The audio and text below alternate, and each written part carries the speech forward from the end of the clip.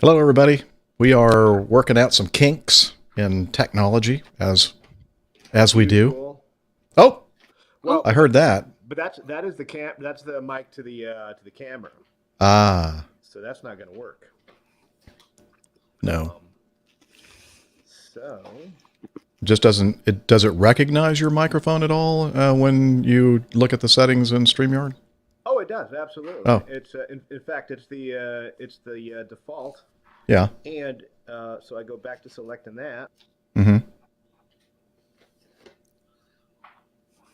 Oh, Can't hear now you. he's gone. Does it have an on-off switch on the microphone itself? You already checked that. Yeah. All right. Yeah. Okay. Did you plug it in? Oh, yeah, I'm just too. Yeah, I don't like the video that. Inserted a quarter. I did the whole 9 yards, but got nothing. Yeah, it's on. I changed cables. I restarted everything. Plugged everything. Unplugged everything. Plugged everything back on. I switched USB side ports here. I've I don't know what the hell's going on. Weird. Very strange. Any other ideas, crew? Not from me. I'm clueless. And I can hear you on the because I have the earphones plugged into the mic, and that's where I get the audio. So I can hear you in my earbuds. I just can't talk through the mic. Mm-hmm. So anyway, we can turn him up. We might be able to use it if we could get him a little louder. Yeah. Here, I got that. I'm up to 200 now. Say something, Rick. Something, Rick? Does that sound Yeah. That's Yeah, better. we can hear a you. little better? Yep. Yeah. Okay. I got mic volume 200%, and I got echo cancellation on, so just in case it leaks through the speakers. Okay. Yes, Captain Nick is crunchy, and so is Liz, actually. Yeah, I'm It's crunchy too, but I'm going a to stop. crunchy We're all duo. crunchy. I would never do that. muted because Oh. I'm a nice person. That's just Liz. So Oh, Now we if I can't press the mute button here. No, we can't hear you when you press mute. Okay, good. Just making sure that works. So that's that settings. Okay. Well, I don't know what the hell else to do. that's okay. We can work with this. Can't we, Jeff? With the way it is now? Yeah, Or we can work with that. I mean, did you shut everything down and restart everything? Mm-hmm. Okay. I Then went through I don't know what else to do. I went through the drivers, made sure the drivers are installed properly. So I don't know. That's weird. Who knows? I don't know. Who knows? Anyway. We can work with it. Anyway, great to see you. Glad you're here. Good to Yeah. see you guys. Good to see you guys. If I'm gonna be working the mute button here because I have contractors right over in the other room putting in a support beam for the wall that I took off because I don't have the tooling to put a support beam up. It's a 8.5 support beam that I need to put up there because I'm making a open concept bathroom and closet area and all that. So knocked a couple walls down yesterday. Yeah, wow. I don't have the tools to put the Yeah. Oh, the beam up. I saw that. I thought maybe you were just upset about something and you just decided to tear stuff down. Yeah, it was the hot water, just like you said. Yeah. Those cold showers I make just me want to mad know if too. you've cooked your brisket yet. Oh, that's so I'm almost done marinating it, and I'm gonna start working on that tonight because it has to cook overnight. Okay. I'm gonna get started on that. Got to later. let us know how it turns out. Oh, it's gonna be good. Kind of hot here. Good stuff. Jeff's in hell. It's a little preview. Nah, what are you talking about? Yeah. Well, There we go. apparently, I'm not much of a good person when it comes to relationships. So, anyway. All right, moving right along. When are we going to start? Takes two to tango, not just you. Yeah. Well, I don't know how to tango. That might be Well- the problem. that might be the problem. Okay. Tim Van Ram wants to know: are your contractors coming out of the closet, Rick? They might. Well, isn't that in June when everybody does that? Yeah. At least here in the U.S., that's the month, I think, or is it next month? I don't know. No, but there, but no, there's no closet anymore. It's an open area now, so they're out in the open. Okay. Yeah, so Open Just concept bathroom. That's pretty cool. know that before you go to Rick's place. Exactly. Yeah. Exactly. if you haven't come out of the closet when you go to Rick's, You will be. sorry, but you will. are You're- out of the closet. You're out. There's no hype. Did you want to check the sound levels on Roger's thing before we I start? do. Yeah, here we go. You're listening to I already know it's too loud. You're listening to the Airline Pilot Guy Show. The Pretty view good. from our side of the cockpit door. No way. Really? Sounds excellently good. Yeah. Perfect. Perfect. What? That Perfect. can't be. That can't be. Perfect. All right. Oh. Excuse me. Let me find Evernote and go to the intro page. That's one hell of a Belgian double IPA. Woo. Woohoo! Between your pain meds and that, you're going to be flying. I am. Yes. Oh, boy. I can get 7.4. That's not bad. It's the only way I get to fly nowadays. Hey, no line check on that. Okay, so Steph is not going to be with us, so I'll gray that out. And Rick is here. Yay! Yay! Nixie was here briefly, but he had to get back to work. So Yeah, he's got a lot going on out in California. He's a busy in his guy. Engineering project. Hmm. All right. That should work. Okay. Let me get that lined up.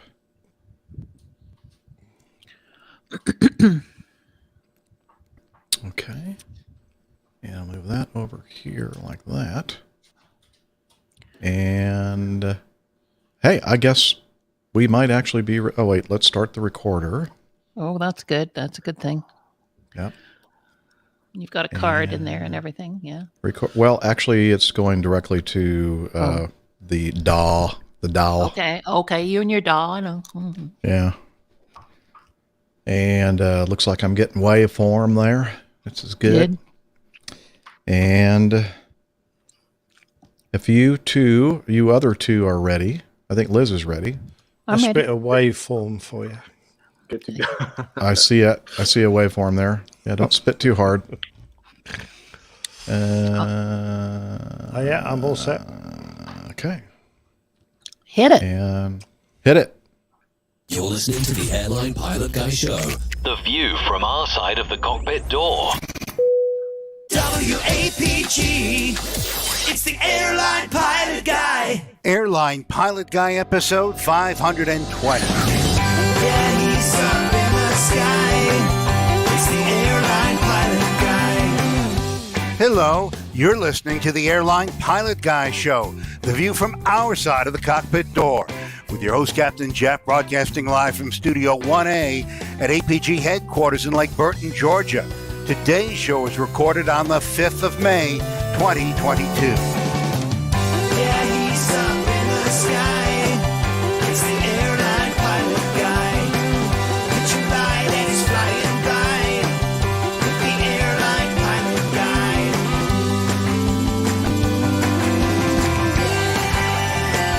In today's episode, an engineer's mistake in a pilot smoking a cigarette apparently caused the crash of an Egypt Air flight. Control problems for an Air France jet while trying to land. More news, your feedback, and today's plane tale, Captain Anderson, the crash. So get all settled in. Tray tables, seat backs in the upright and locked positions. Electronic devices powered on. I'm Radio Roger, and Flight 520 is ready for pushback. Thank you, Radio Roger. He is an award-winning. Thank you, Radio Roger. He's an award-winning TV and radio reporter, currently at the #1 all-news station in the nation, 1010 Wins in New York City. Welcome to the Airline Pilot Guy Show. It's an aviation podcast covering the latest in aviation and answering your great feedback. I'm Captain Jeff, a pilot at a major legacy airline based in Atlanta, Georgia. And joining us today, what a treat, from his home studio in the Valley of the Sun, world traveler, airplane mechanic, Breitling cognoscenti, fitness hound, and international air freight captain. It's Captain. Miami Rick. Hey, everybody. It's Miami Rick. First of all, I'd like to apologize for the crummy audio. I had mic issues. And but hey, happy Cinco de Mayo. It's gonna be another great one. Happy to be here. Excellent. And also joining us from across the pond, in Hartford, Hereford, and Hampshire. professional photographer, former RAF, RAAF fighter pilot, retired Airbus A330, A340 captain for Virgin Atlantic Airways. It's Captain Nick.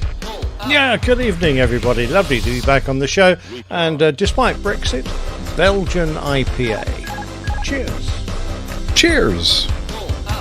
Very And also joining us from her studio in Toronto, Ontario, Canada, retired financier, aviation enthusiast, spreadsheet master, and our producer-director, it's Liz Piper. Good day, everyone. And I am drinking a California Cabernet Sauvignon today. Ooh, very, look at very you. nice.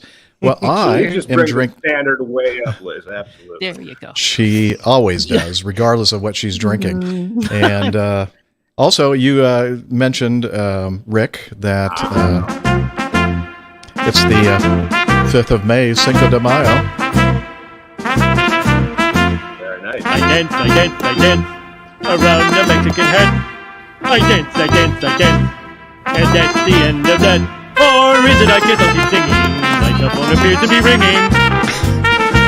Yes, a little bit of Homer Simpson there. I'm sure that'll be a copyright strike. Thank you, Google. And let's see. Tortilla chip. We're celebrating. All right. I love it. All right. Let's roll it down. See you later, guys. What a way to start a show. Absolutely. Cheers, Liz. See you later.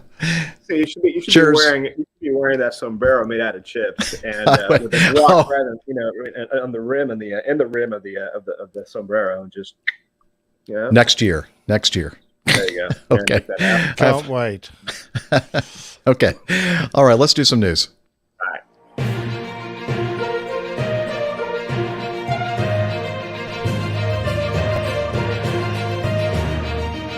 I can.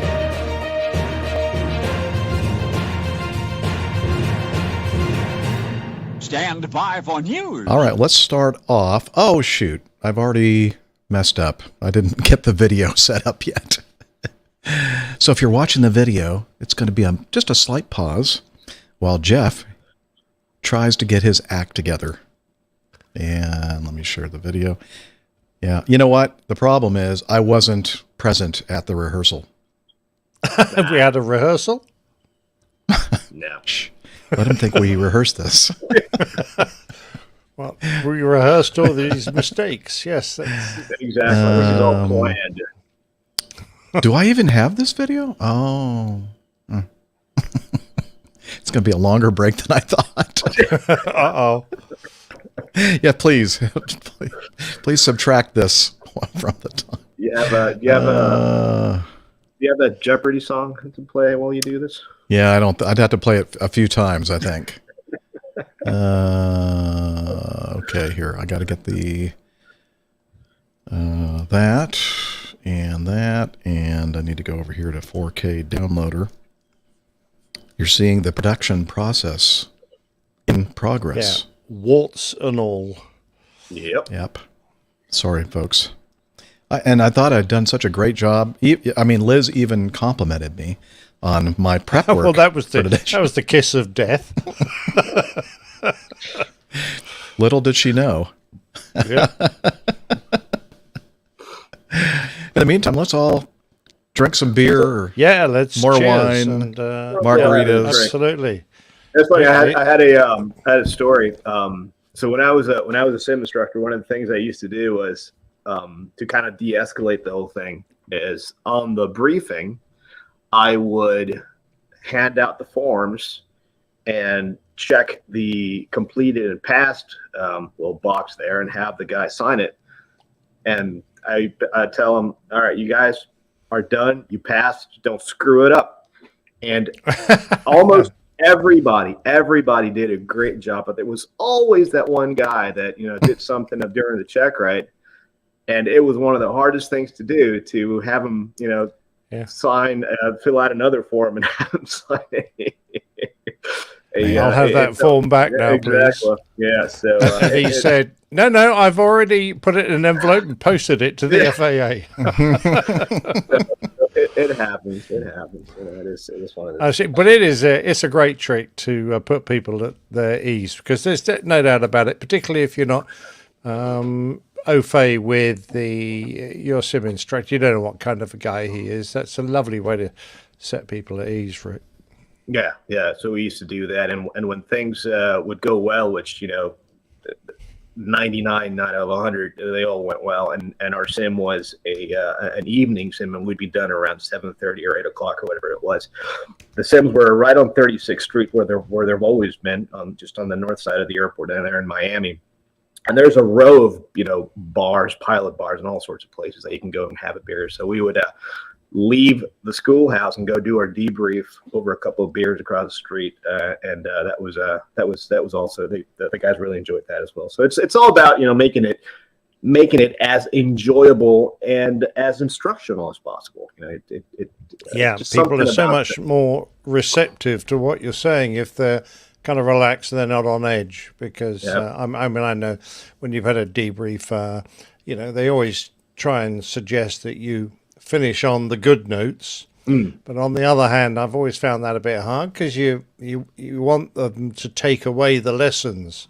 So it's a fine mix to try and get the tone right, so they know what they're talking about. Yeah, exactly. Or what you're talking about. What are you talking about? I don't know. Have you got it already then? I am ready to go, I think. Oh, okay. Yeah, all right. That's cool. Well done. And here's that video that I was telling you about. Let's start off with this first news item. Real Aviation Communications. River 1393 uniform, be careful on your base flags. Got a complaint that you spilled over and got really close to the aircraft on the other runway. Runway 10 right, clear for the option. 10 right, clear for the option, 19 uniform. We've overshot maybe about 20 feet. That's 20 feet too many. 20 feet? No, 20 feet, I haven't got to the edge of the runway yet.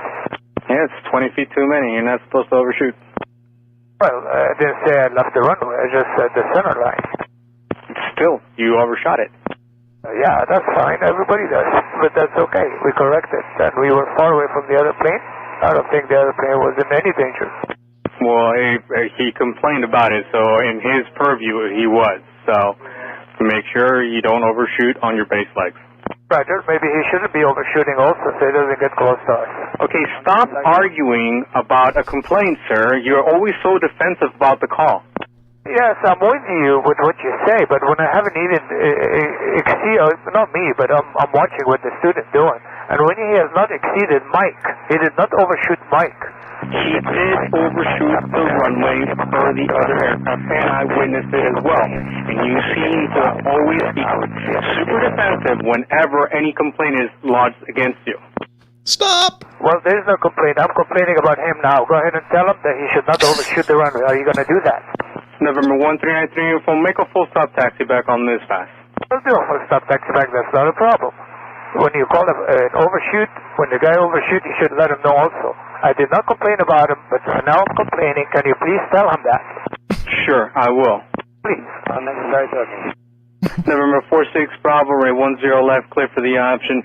The other aircraft is complaining about your original complaint, so don't overshoot the runway.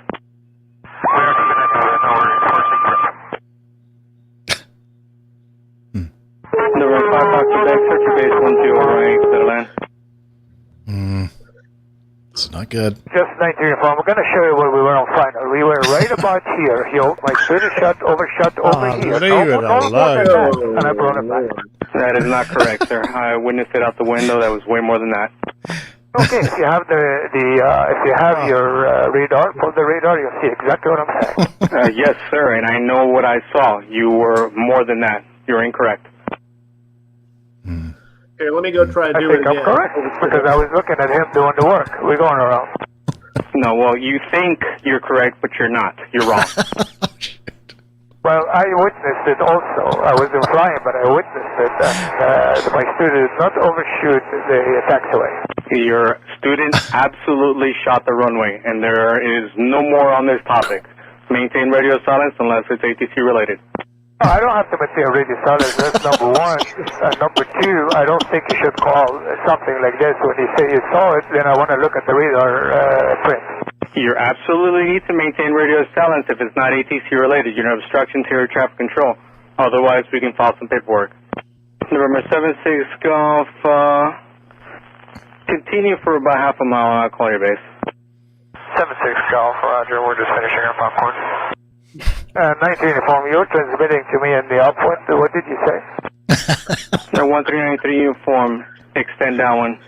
Everybody's out to get downwind, but on the upwind and the go around, I think I heard you saying something. November 1393 uniform, extend downwind. That is all.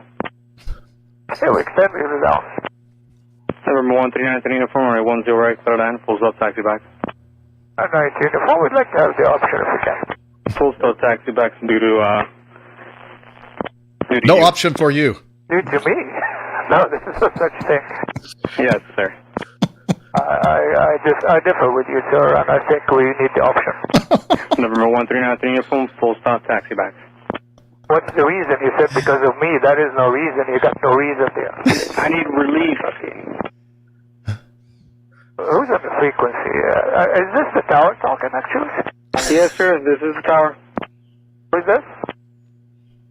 Who's transmitting now? 19 uniform. I would like to pull those tapes when you said you were doing a full stop taxi back due to me, because I think that is wrong clearance altogether. I'd like to pull the tapes out. 1393 uniform. Don't worry, sir. We're gonna settle this once you get on the ground. Okay, we'll do that. There was another transmission also on that tape that it didn't belong to anybody. It wasn't your voice. Or somebody else talking. I would like to know that too.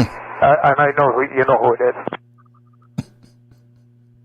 In November 1393 uniform, possible pilot deviation. I need you to call the tower. Do you have the phone number? No further transmission. Oh, that shut him up. Thank the Lord for that. Yeah. Wow. I think that is the end of it. Thank goodness for that. Wow. So a little clue at the very beginning that, you always think something or other, or you always take offense or defensive when somebody criticizes you. I'm thinking, okay, we have a little bit of history here, obviously, with that tower controller and that instructor pilot. Wow. That was a mess. And that was unsafe. When you start getting upset with somebody, that just, you start losing your situational awareness, and it can be a really bad thing. And I feel so sorry for his student, Jeff. Yeah. I know. He's having this student beside him trying to do the go around and flying this damned airplane. He's paying how many dollars an hour for this idiot to sit beside him and harangue the air traffic controller. But you know what? In a way, Nick, he is learning exactly what not to do. Yes, right. Yeah. So long as he realizes that. Well, exactly. Now I saw the you had the VFR sectional there set North Perry Airport. Is that where this happened? Yeah, and that's actually in the video. I didn't do that. Whoever it was Bass Aviation did that. Yeah, that's not an area where you want to be messing around, because there's a lot of high concentration of traffic, because you're just to the north of Apalaka Airport, on the north end of Miami. There, you've got Fort Lauderdale International just up the road. You have high antennas just to the east of the field. There, you have an overpass I-95. You have all sorts of things going on. Oh, and just up the road, you also have Fort Lauderdale Executive Airport. So there's a lot of things going on there, and to just take up the frequency like that over something as stupid as your ego, that's just not the way to go. I mean, so I understand we pilots are very type A. We hate being wrong and all this stuff. But part of learning, part of being a pilot, is realizing that you never do stop learning until the day you retire. There's always something to learn. There's always something to improve, and there's and saying and being able to say and recognize that you were in the wrong in the first place says a lot, not about yourself, not only as a pilot, but as a person and as a human being. So just don't be an ass. That's all. Yeah, right. Well said, Rick. Yeah, I mean, what else can you say, really? I mean, that was just completely inappropriate. And, even the tower, I think, probably could have held back a little bit as well. But you could, as I said, there's a history there, and they are, they're just not happy with each other. And both of them kind of feel like they got to be right, I agree with Neil. He says settle it the old-fashioned way. The problem is that we don't have a lot of saloons in South Florida, and it's but he did say he was going to settle it on the ground, though. So I'm thinking fisticuffs probably on the ramp right there. Well, fair enough. I personally would have positioned a Bofors gun downwind, just as he came across, I'd have just taken him out. Yeah, enough of that. That might be a little extreme, Nick. I like the way anyway. you think, Nick. I like the way. Anyway, so hey, boys and girls, that's not the way we behave on the radio. Just suck it up and admit when you're wrong, and you'll be a much happier person. And life's way too short to get that upset about niff-naff and trivia. Come on. Yeah, I agree. So Liz is asking, I wonder if that student stayed with that instructor. I don't know. I mean, maybe that student already knew that this guy's personality was like this. I don't know. But if not, I'm sure that they probably requested a instructor change. All right, let's move to the next news item, and this is from the Aviation Herald. We talked about this a little bit on the last episode, I believe. This Air France Flight 11 it was either last episode or a recent episode, going into Paris's Charles de Gaulle Airport on the 5th of April. Airplane did not respond to commands. Of course, that's the headline from the Aviation Herald. And on the 15th of April, the French Bureau d'enquête et d'analyse reported the aircraft was on ILS approach to runway 26 left in manual control when the crew perceived destabilization of the aircraft and initiated a go-around. However, had difficulties maintaining the flight path during the go-around. Both pilots acted simultaneously on the flight controls. Bless you. Once the situation had stabilized, the aircraft returned for a safe landing on runway 27 right. The occurrence category is still undetermined. On the 27th of April, the BEA released a press release describing the investigation update, stating that the first officer was the pilot flying, the captain was the pilot monitoring, the crew performed an ILS approach to runway 26 left, and on final, the airplane was established on the localizer and glide slope ILS beams. At 7:49 local time, the crew were cleared to land. They configured the airplane for landing. The selected speed was 140 knots. The crew then carried out the landing checklist. At 7:50:20, when the airplane was at an altitude of 1,670 feet, the pilot flying continued the approach in manual flight. He disconnected the autopilot, leaving the auto throttle and flight directors activated. He then made inputs on the controls for around 15 seconds. The airplane followed the movement of the controls and stayed on the ILS path, the left and right roll being less than 2 degrees. In the subsequent 10 seconds, there were fewer inputs on the wheel. The co-pilot then made inputs on the control column and wheel with a greater frequency.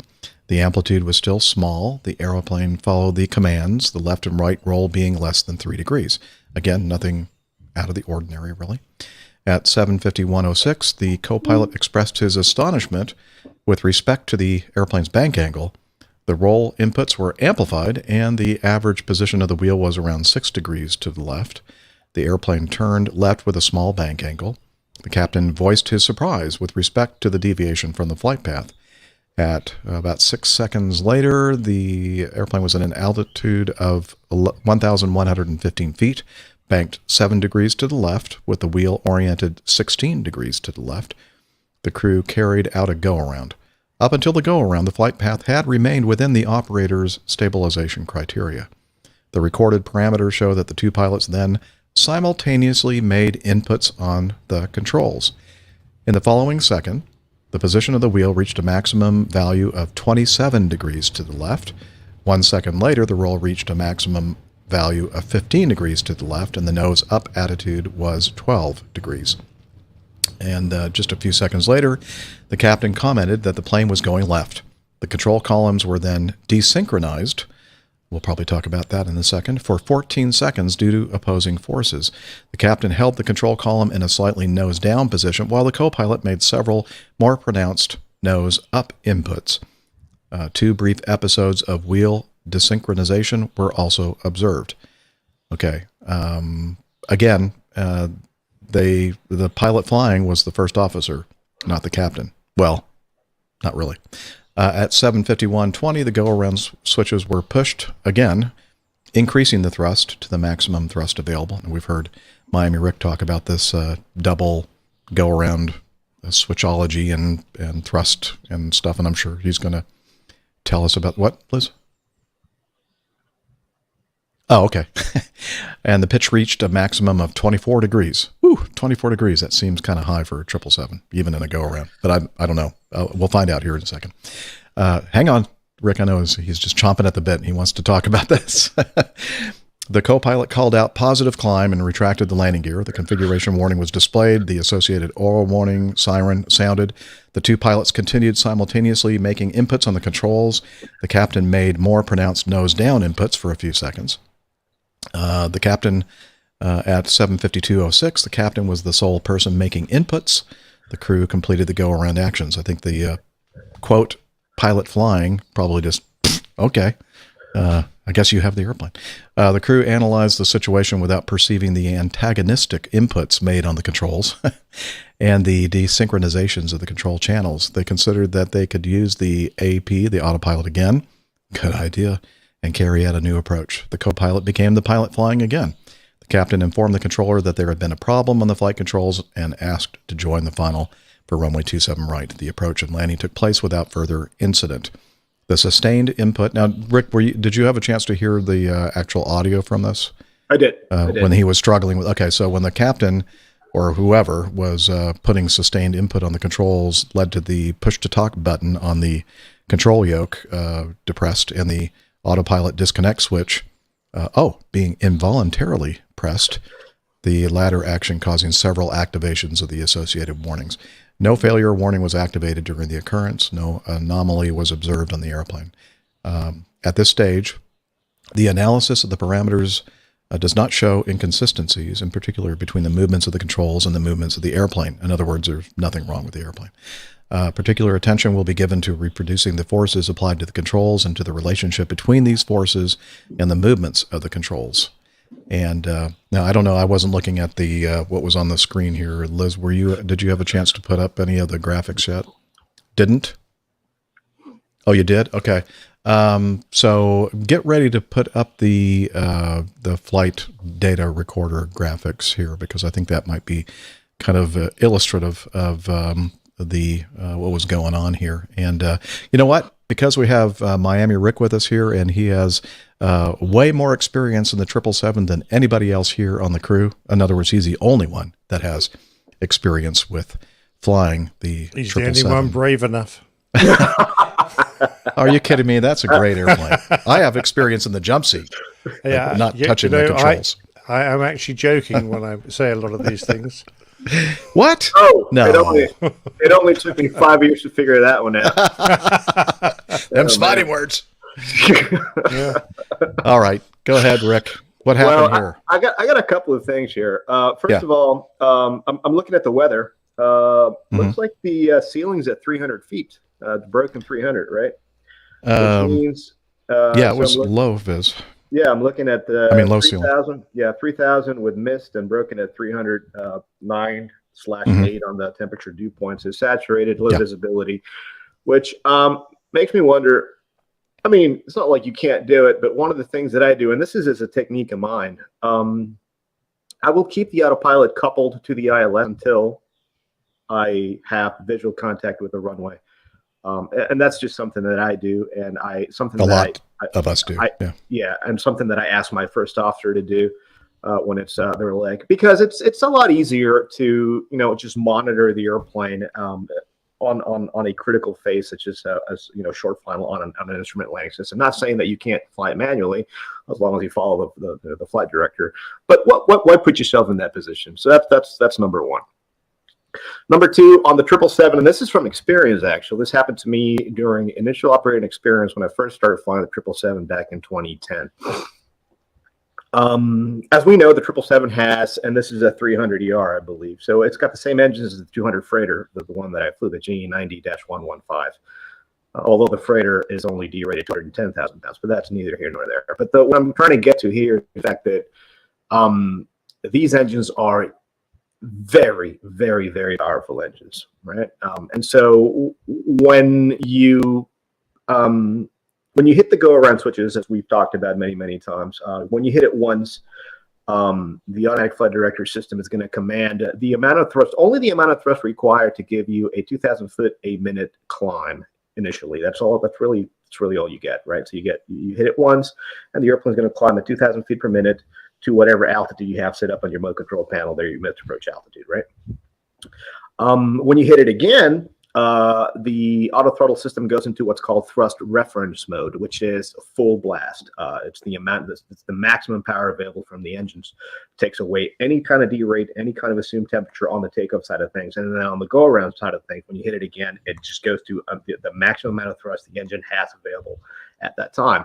Now you add to that the fact that you were IMC, and we've learned from an accident back in, 2018, 7.6 that went into Houston, where the go-around switches were inadvertently pressed in IMC and instrument conditions without, and obviously when you're in instrument conditions, you don't have a visual reference to the horizon or the outside, right? And so you are at the behest of your instrumentation and your sensations, right? So your senses, and that's why whenever you fly instruments, as you know, instrument flying 101, do not trust your senses, always trust your instruments. But when you have that kind of power coming at once at the same time, out of the blue, it's going to give you the illusion of falling back, right? So that's the cinematographic illusion there, and I appreciate the honking back there. They were honking at you. Hey, yeah, go, exactly. Hey, Rick. and so that's why I'd see. I could see that becoming an issue where the captain is trying to push the nose forward. And now the location of the autopilot disconnect switch on the 777 is on the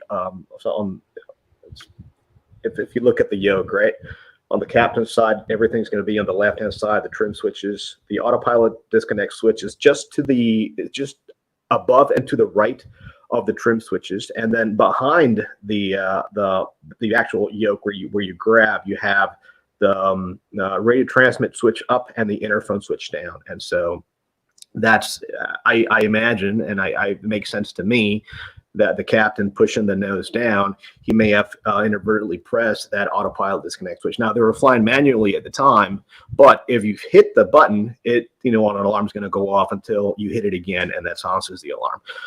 But that's the end result. But how the heck did we get to this point in the first place? Now, what I was going to say from experience, what happened to me on IOE is, oftentimes, because of, I don't know, you may have a little bit of a lateral fuel imbalance, for example, and you may need to trim that out a little bit. So when you cruise, ideally, what you want to have is you want to have the yoke centered. And I know this is foreign for Airbus pilots because they don't know what the hell a yoke is or trim is. But you want to have the middle of an egg. I know. The yellow bit, gentlemen. So what you want to do is you want to use your rudder trim to level the yoke out and you can do this one of two ways, right? So you say, for example, the yoke is turning slightly to the left, right? So what you're going to do to level the yoke out is you're going to give yourself a little bit of there's a procedure for this, right? You go to heading hold, because by using heading hold, you are basically telling the airplane to hold its heading, because if you can't trim using lateral navigation or managed mode, because the autopilot is going to constantly be fighting winds, right? So you want to go to heading hold. That way, the airplane is basically holding the heading that it's flying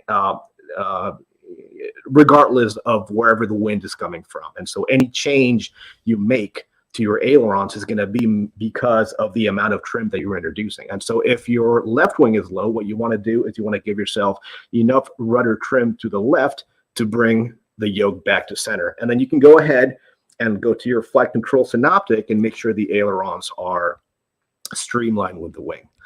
Now, the problem here is, remember, and what happened to me, when you go from autopilot on to autopilot off, and this is on every Boeing airplane, the autopilot does not control the rudder above 1,500 feet radio altitude. And so if you disconnect the autopilot above 1,500 feet radio altitude, that amount of rudder is still in. The rudder on the 777 is very, very powerful. It's got dual rudders, and then the bottom rudder is double hinged. And so it's a very, very powerful rudder. Now, I'm not saying this is what happened here, but in my experience, this is what happened to me. I disconnected the autopilot, and all of a sudden, in trying to fly an ILS, and the closer you get to the runway, the more sensitive it gets. What happened to me is I had to start fighting that rudder trim to try to stay on the localizer, right? And I had forgotten that I had that amount of rudder trim in. And that can lead, that can lead you to get destabilized as you get closer and closer and closer, because the tolerances get smaller and smaller and smaller. That is what I don't know what the position of the rudder trim was when they disconnected. The fact that they disconnected above 1,500 feet radio altitude tells me that the autopilot was not controlling the rudder, because had it been south of 1,500 feet radio altitude, that wouldn't have been an issue, which is why I would have just left the autopilot on and possibly just landed the airplane on either auto landed or landed visually when below the broken layer. But anyway, that's what I think may have happened, and this is, again, from experience what happened to me. So before you disconnect the autopilot, always make sure that your rudder trim is set back to 0, so that you don't find yourself in this oscillating motion, rolling motion, trying to keep your localizer centered, as well as your glide slope coming down. So that's what I have on that. I don't know what you guys think about that. So, do you think, in your opinion, that the first officer, the pilot flying, knew that he was manually flying the airplane, or did he think, or did the captain think? No, absolutely. Okay. No, because so on the primary flight display, right above the horizon, you're going to have A/P for autopilot and F/D for flight director. FD means that you're flying manually. Okay. The auto throttle staying on, it's normal procedure on the 777, because once you get to about 15 feet radio altitude, the auto throttle will automatically bring you back to idle, and you'll disconnect the auto throttle when you select reverse thrust. So that's not an issue. Right. That's what we do on the 717. Right. If you're flying manually, you're flying manual because it says F/D. Okay. Sure, it wasn't because of aileron trim with autopilot engaged. That is a good point. And in fact, the flight crew training manual explicitly says, and it's actually a limitation on the FCOM 1, which is the chapter where all the limitations for the aircraft are listed, and that's one of them. The use of aileron trim with the autopilot on is prohibited because of this very issue. But again, if you leave a little bit of rudder trim in, you have to, and you have the autopilot on, you have to keep in mind that rudder trim is keeping your wings level.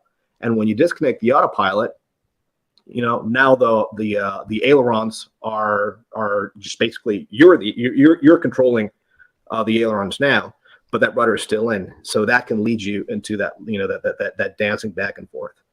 Okay. So we don't have the cockpit voice recorder transcripts yet that I know of to know whether or not the captain, at the point at which he decided that, in his opinion, that things weren't stabilized, that they should go around. I'm not sure who directed the go around. They may have said in the report there. I'm not sure if you can kind of scan through there to see, but I get the impression that the captain decided that he was going to either assist the first officer in hand flying the airplane or intended to take control of the airplane.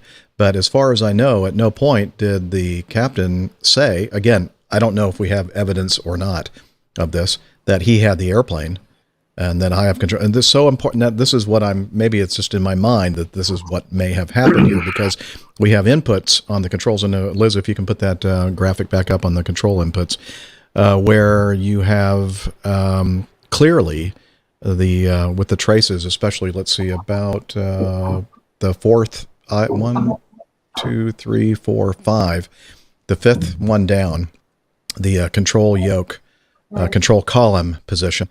You can see at the point of go around there, you can see the input on the captain's side and you can see the input on the first officer's side. And where they diverge, that's a problem. And it could be, I don't know if this is what the investigation is going to reveal, but the point at which the captain's input or control column pushes the nose forward is the point at which it looks like the nose, the attitude of the airplane gets way up. Now, what would be a typical, Rick, if you remember, a typical pitch attitude for a regular go-around? 15 degrees. Okay. And then what if you hit the thing twice and you have full power? Would it ever get up to 24 degrees? No, it wouldn't. Because that's a good point as well, because the wind shear escape maneuver actually calls for pushing the go around the toga switches twice, and that gives you that 20 degrees. But normal go around is 15. Now, if you get outside of that, then you're clearly flying manual. Well, I'm wondering, again, I'm surmising or, trying to analyze this, looking at these control column, control inputs, recording. If that's the point at where she goes, he sees the pitch way up there. He's going, whoa, that's going to be way too much, and kind of pushing forward on the control yoke. But it almost seems like they were fighting against each other. And you'll remember in the audio recordings on the radio, there were so much force applied to the control columns that you could hear I don't know which pilot, or maybe both of them, were kind of grunting. They were straining, trying to push or pull the controls, and they were opposing each other. And then they mentioned that the controls were desynchronized. Now, does that mean that, I know that I've flown airplanes, including the one I'm flying now, that if there is an opposite force on the control column, there's a torque tube down there, and there's a mechanism that will disconnect the control. So normally, if you're in an airplane, like on the ground, you're up in the cockpit, and you pull, one of the pilots pulls back on the control column, the other one goes too, or you turn left and right, and they're all connected to each other. But there's a certain point, and I think they make this so that if you get a situation where one of the control columns is jammed, then it's possible for you to, with enough force, break free from that simultaneous, or that connection between the two sides, and then you can control the airplane. That is in fact in the checklist. You just apply enough force to disconnect the other one, right, and be able to control the aircraft. Now, the way it works in the 777, it's kind of the same, but so there is a physical aspect to the 777 flight controls, the yoke itself. You have what's called a backdrive actuator, right? So basically, a backdrive actuator, what that does is that that physically shows the pilot what the automatic flight director system is doing by moving the yoke left and right. But that is it. It doesn't do up and down. It doesn't do forward and aft, because remember that at least on Boeings, I don't know how it works on Airbuses, but on Boeings, the way that pitch is controlled is by using the stabilizer. One of two stabilizer motors. One goes to the left hydraulic system on the 777, and then one goes to the center hydraulic system. And only one motor is used, because a single autopilot only uses one motor, and that's why it trims at half speed, because it's only using one. For many reasons, because it's a 1G autopilot and a bunch of other things. But on the fly-by-wire aspect of things, you do have separate flight control channels that go into a flight control computer mixer. Basically, I'm being very basic here, and that sends the signal to the power control unit, to the power control unit actuator, and that moves the flight control surface itself. And so, whenever there is a movement introduced, and that's outside a certain parameter, obviously the controls are going to be desynchronized because the computer's not sure which one is the correct one. And I used to know off the top of my head what the reset period was for this thing. I can't remember off the top of my head right now, but it doesn't take long. It comes right back, because you can't have a ambiguity of control for that long, because that can that can lead to a disaster situation pretty quickly. So this desynchronization then is not actual physical control column disconnect. No. It's actually just it's a fly-by-wire system desynchronization. Exactly. Priority for one or the other. Okay. Exactly. Gotcha. Right. Now, once you get past a certain threshold, then the control, the yokes actually disconnect physically, because remember, these are connected physically one to the other. Okay. Right? Oh, okay. There is that as well. Okay. I was just wondering why they were using the term desynchronization and not disconnection. So now that makes sense. All right.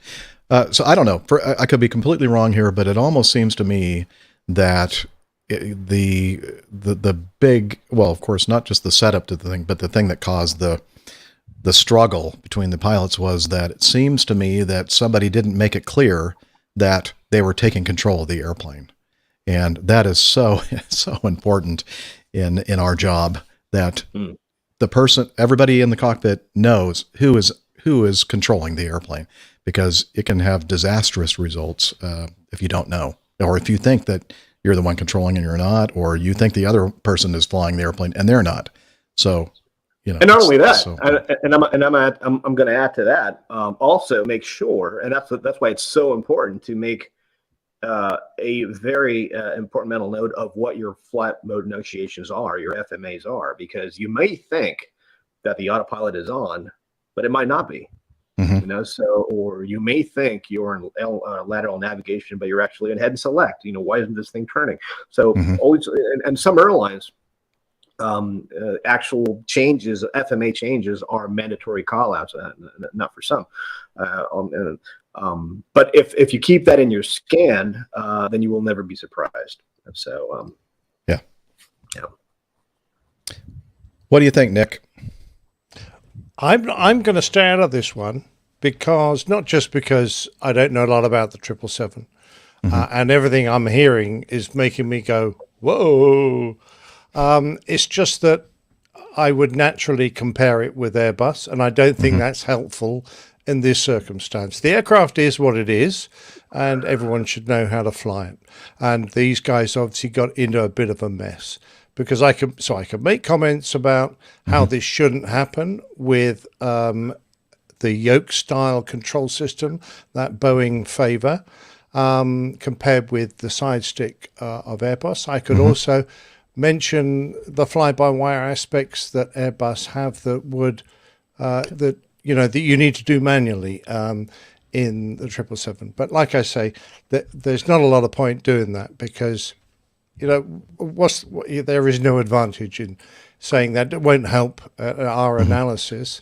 But that's kind of where I am. It's fascinating to hear how much you have to do on the 777 to take out small errors. It sounds to me like the first officer was doing having a bit of a problem manually flying the aircraft, got himself into a slight PIO. What induced that? Rick's explained. And the captain, even though they weren't unstabilized, didn't seem to like this, and called for a go round. And you can tell there was a huge amount of confusion, because obviously they're both doing different things with the control column. But at one point, the pilot flying, the first officer, calls positive rate. that would be a call that comes from the pilot monitoring. The captain should have said that. So their roles are confused, and that, for me, is a huge takeaway here, because you can't let that happen, particularly when you're flying a maneuver like a go-around. Inevitably, you're relatively close to the ground, and we know how many incidents happen during go-arounds. So, and apparently these guys were IMC as well. Yeah. So absolutely. That layer complication there. Now, I was going to ask you, Nick, what is your contention, or how would you, when you were a skipper,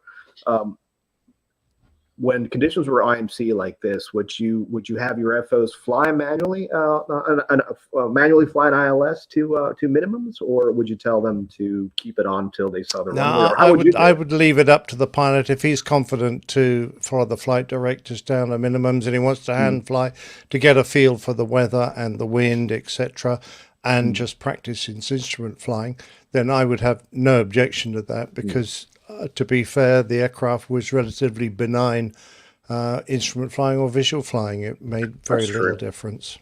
Mm-hmm. That's true.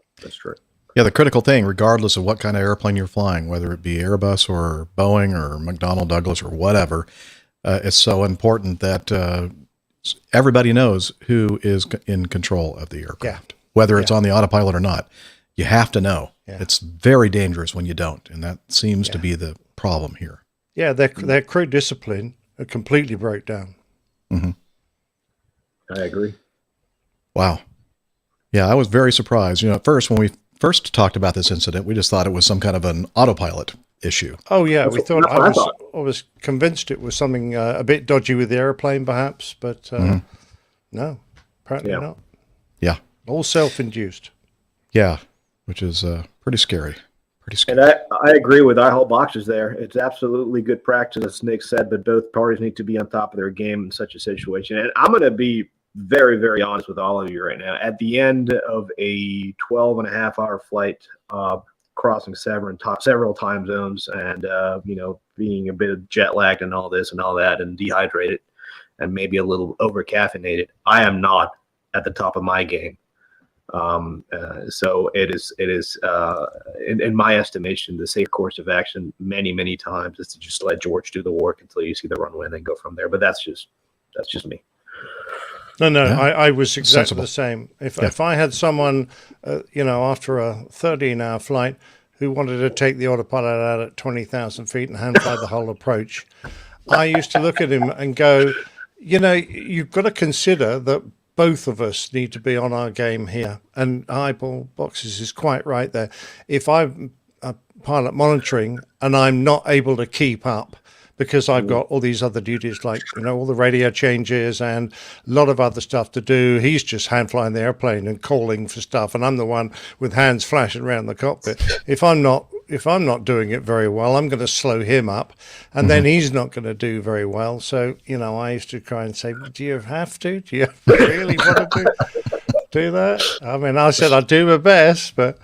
Yeah. I'd just be like, just no. Just give me a break.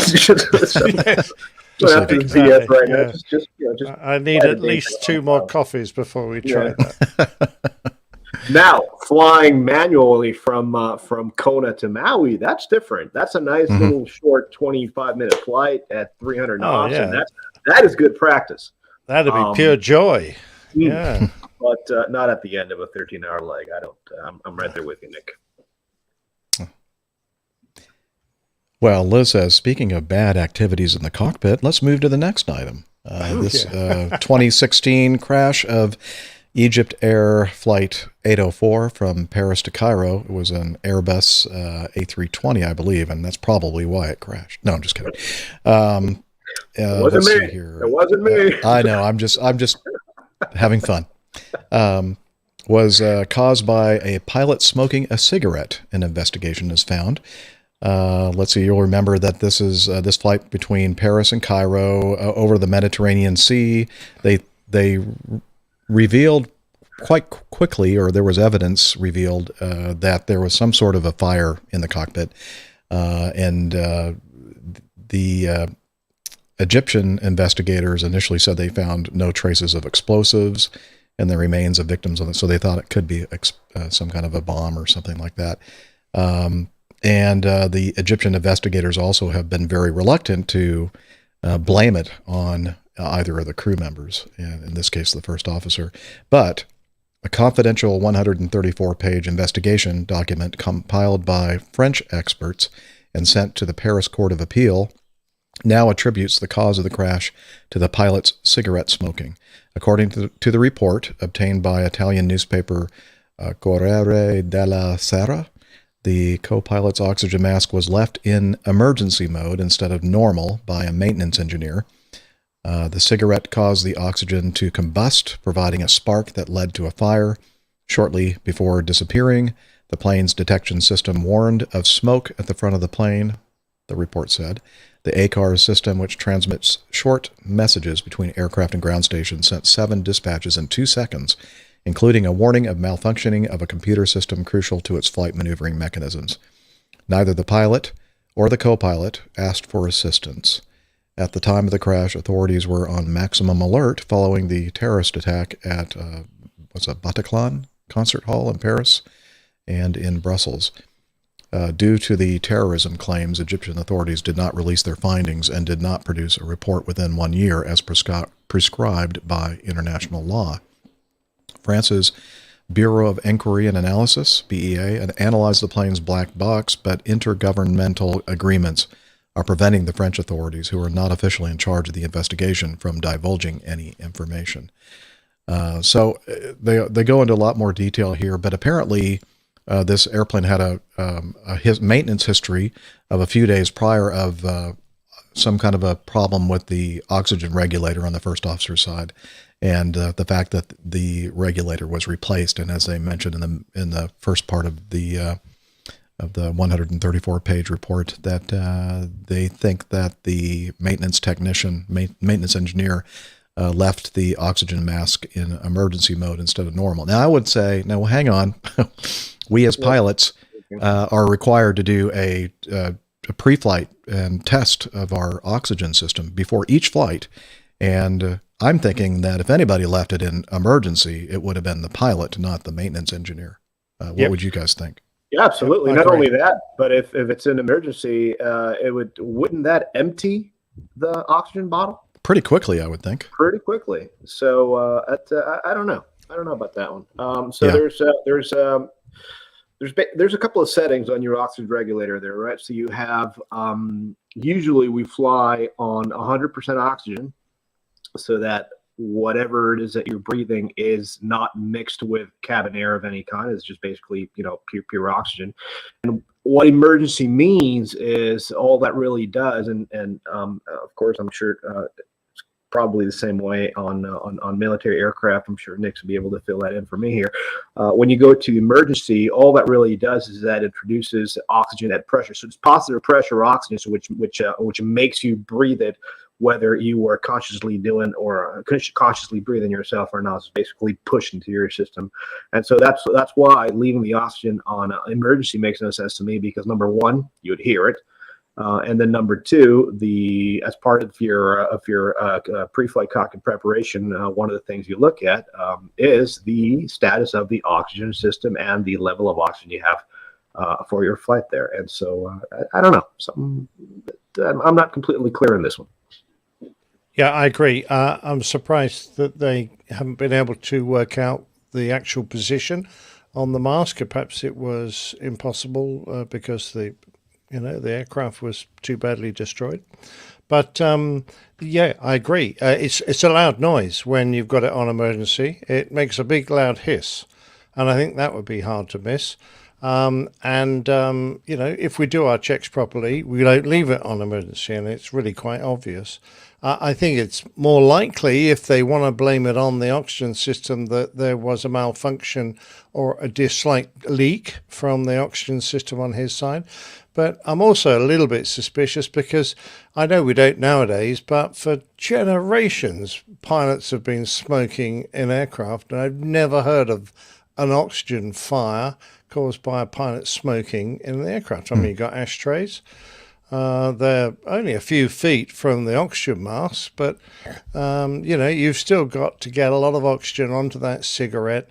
It's got to sit there and combust till it gets to a sufficient temperature to actually ignite the oxygen. And then, of course, all you got to do is reach up and turn off the oxygen push button over your head to kill that source of ignition or that source of air. But there are lots of things here that are confusing me. The Egyptians and the French don't seem to be getting their pup in a pile. No. With regards finding a cause for this, and I don't think they necessarily ever will.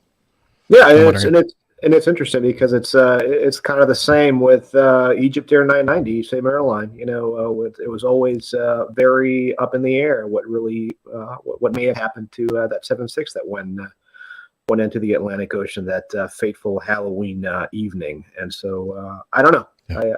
I don't think we'll find out here. It almost sounds like the various players in this are trying to protect their own interests, perhaps. Oh, very much so, Jeff. Yeah, I agree. All right. And then finally, let's quickly cover the last item in our news notebook. And this is from the BBC.com. And let's see, I guess we're going to start off by saying Israel airport chaos as family brings unexploded shell. Yeehaw! All right. The family had brought, it was an American family, yes. Yes, it was. Had brought... Were they Texicans? It could be. I don't know. A U.S. family caused a bomb scare at Israel's main international airport after presenting an unexploded artillery shell at a security check. They had picked up the ordnance on a visit to the Israeli-occupied Golan Heights, site of wars between Israel and Syria, according to authorities. Video footage on social media showed people running from the scene in panic. I'm not surprised. Run away! The family was allowed to board their flight after being interrogated by security, who gave the all clear. Israel, captured most of the Golan Heights from Syria during the Six-Day War in '67, and remnants of the conflict can still be found in the area. Israel's Ynet news site said in the incident on Thursday night, a member of the family produced the shell from their backpack and asked a security official if it could be put in a suitcase. That was a mistake. The official ordered her immediate vicinity to be cleared, but another passenger who misheard her started shouting, "Terrorist shooting!" Wow, that doesn't help. Triggering mass panic. Video posted on social media by Israel's Khan public broadcaster showed dozens of people shouting and fleeing the check-in area, with others crouching or lying on the floor in confusion. Let's see. Among the chaos, a 32-year-old man, Yuri, injured himself as he tried to escape and was taken to the hospital. I was at the airport waiting for an hour in line until I got to the check-in counter, and suddenly, at a radius of 5 meters, people started running away and left luggage. The fear was that someone was spraying bullets. I understand that I too have to escape, so I ran towards the check-in, stumbled on a conveyor belt, and flew a distance of 6 meters. Wow. Wow. That's a pretty powerful conveyor belt. If he perfects his technique, he won't need the airplane next time. Oh, crap. iHaul Boxes says, and on that bombshell, let's get to our Getting to Know Us segment. Oh, that was a great segue. Love it. Great segue. Yeah, I mean, really, is there anything to say here other than, oh, come on. Yeehaw. Yeah, exactly. Okay, well, I think we're going to take the direction, instead of from you, Liz, we're going to take it from iHaul Boxes and head over to Getting to Know Us, which is that segment of the show where we get to get caught up on what each of the crew members has been up to between shows. And we're going to start with, of course, Miami Rick, because he hasn't been with us on a few episodes, so we need to catch up and see what's been happening with you, man. Well, a lot of the same. Been flying a lot as well. I did my annual proficiency check, so that was a nice 4 days down in Miami, enjoying that beautiful weather. Are you proficient? It looks like I'm proficient. Looks like I still have it, sadly. Excellent. And Jeff says that I should get myself checked out because I still have it. If you still have it. Yeah. So I'm working on that, but it was good. It was good. Nice 4 days down in Miami. And then just working here at home, I'm clearing out the bedroom there, making a nice open plan closet / bathroom there for the master bedroom suite. Gonna get started with the major renovation of the house here in the next 2 to 3 months. So working, that's gonna be good. Add a couple thousand feet to the house here. That's going to be good. And then what else? Oh, and then my last trip here, a couple of days ago, I did my annual line check, which is something else that we have to do every year, which was really interesting because it was a red eye from good old Stockton, California to where the heck did we go? Stockton to Cincinnati. I don't know. We went somewhere north. Oh no, Rockford, because I shot an RNAV approach. And my line check airman for the day was the senior officer, Marine senior officer in charge of the V-22 Osprey project when the Osprey first came online. So he had a lot of very, very interesting stories flying the CH-46 before he went on to the V-22, and then the issues they had with the V-22 during the implementation of the program, and the couple of crashes they had. He had to go back to flying CH-46s and then working in the Pentagon and all that stuff. And so really, really interesting fellow.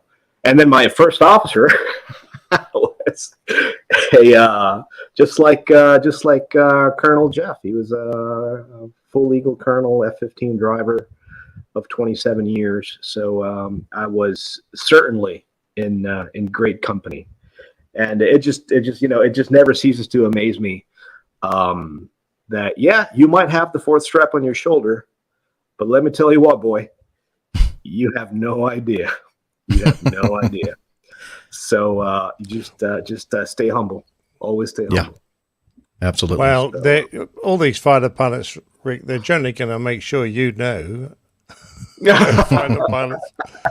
No, you know what? Drivers. You know what it was. So my line check airman pilot, he was, well, obviously, you can tell a Marine from a mile away. Yeah, you can just call it. So the guy was, he was spotless uniform. Shoes, I could see my face, and which well, you know me, I like to kind of do the same thing. But then he had this big sticker on his rollerboard, the Marine Corps Eagle Glove and Anchor. So that's a dead giveaway.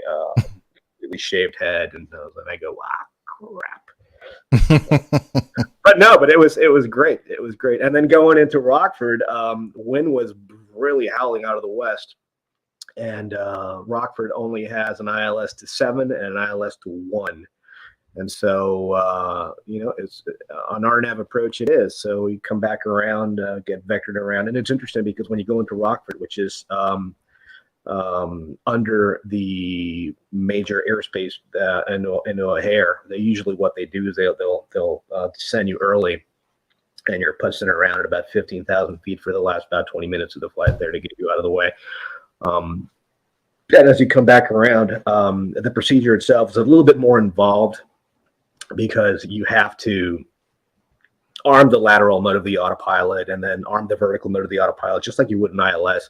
But there's a bit more nuance, and it's a bit more involved, at least on Boeing airplanes. I hate them. How to fly an RNAV. And it's funny because we actually use an acronym, LAVS, LAVS, and that kind of reminds you of what to do and in what order. So L for LNAV, so you can track in down. A for altitude, you set your altitude to your DA or MDA, whatever it is, to the higher to the next higher 100th foot increment. V for VNAV, so that you can start tracking the electronic glide path down, and S for speed, because you have to hit the speed mode, hit the speed knob there to intervene the speed. Otherwise, the auto throttle is going to give you 250 knots, whatever it is, because you're below 10,000 feet there. So it's very, very involved. And the cool thing about this particular approach is that just like the incident here with Air France in Paris, we broke out just at about 1,000 feet.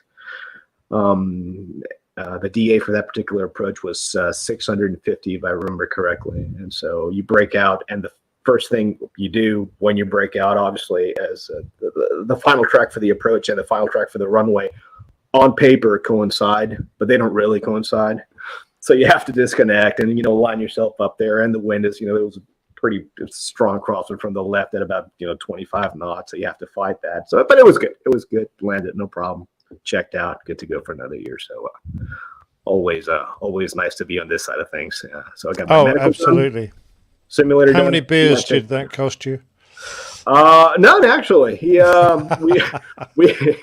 We got in, and then in expert Marine traditional way, he put on his PT personal training clothes, and he went out for a 5K run. Right. Okay. Okay. Enjoy, sir. Fair enough. I'm just gonna go ahead and the Marines I've flown with, they're at the bar, within 5 minutes of getting to the hotel. So it was a good time. It was a good time. Excellent.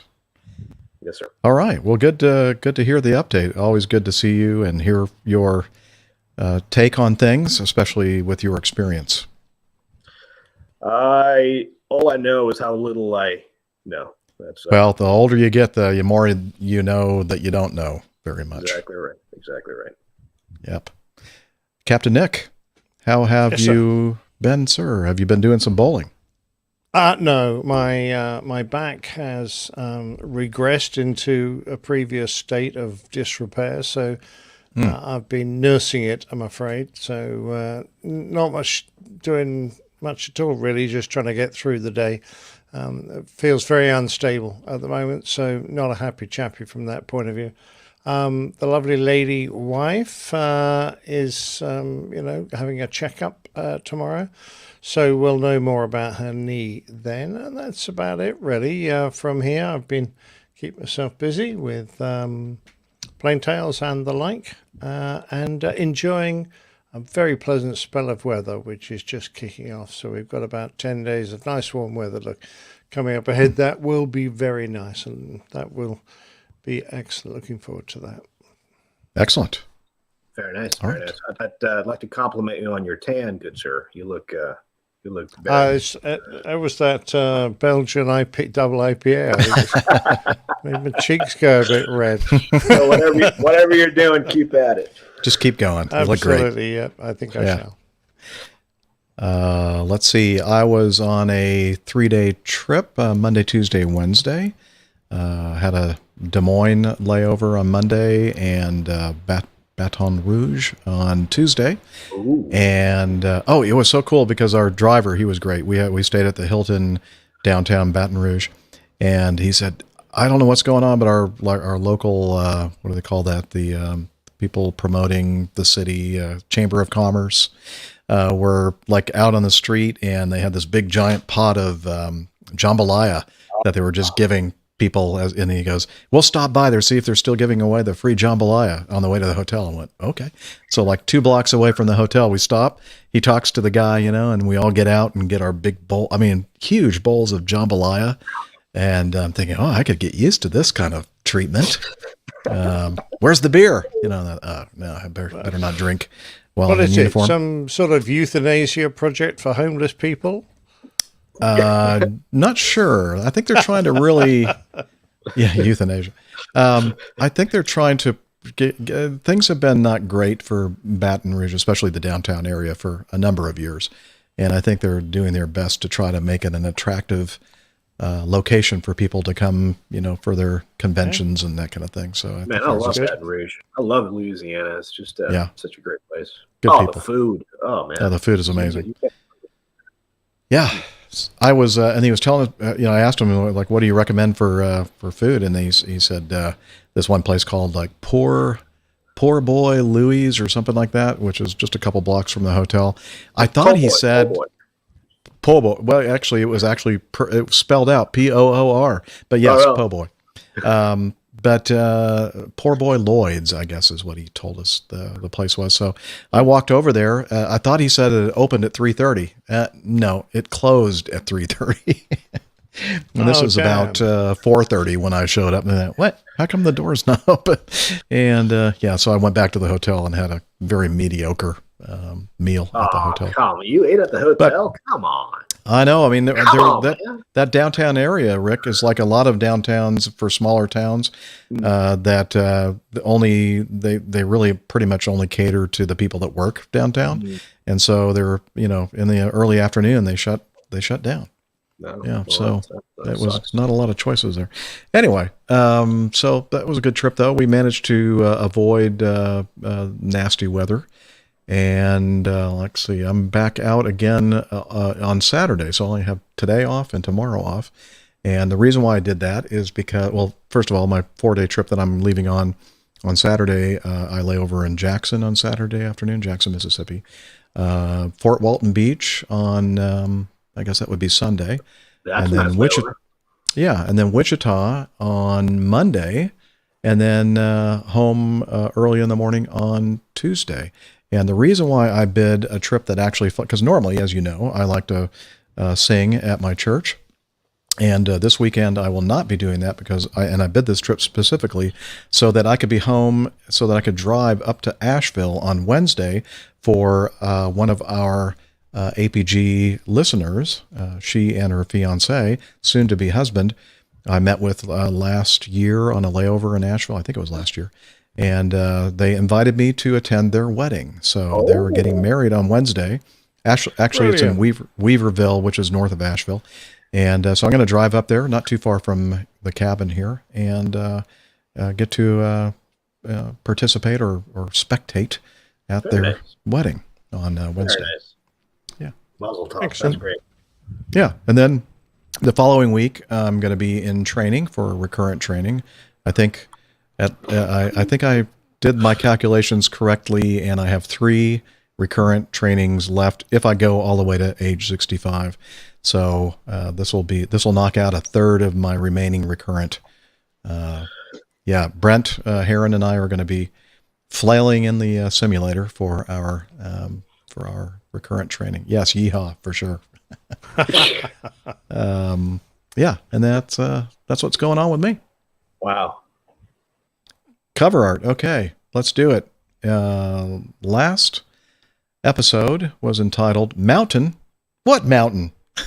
And wow, what a great piece of artwork, Nick. Man, you managed to pack in just about every thing that we talked about on that show. We have of course, the 777 about to fly into Mount Cameroon. And we have of course, the jumpers, the Army's Golden Knights coming into the Nationals ballpark, very close to the White House and the nation's capital.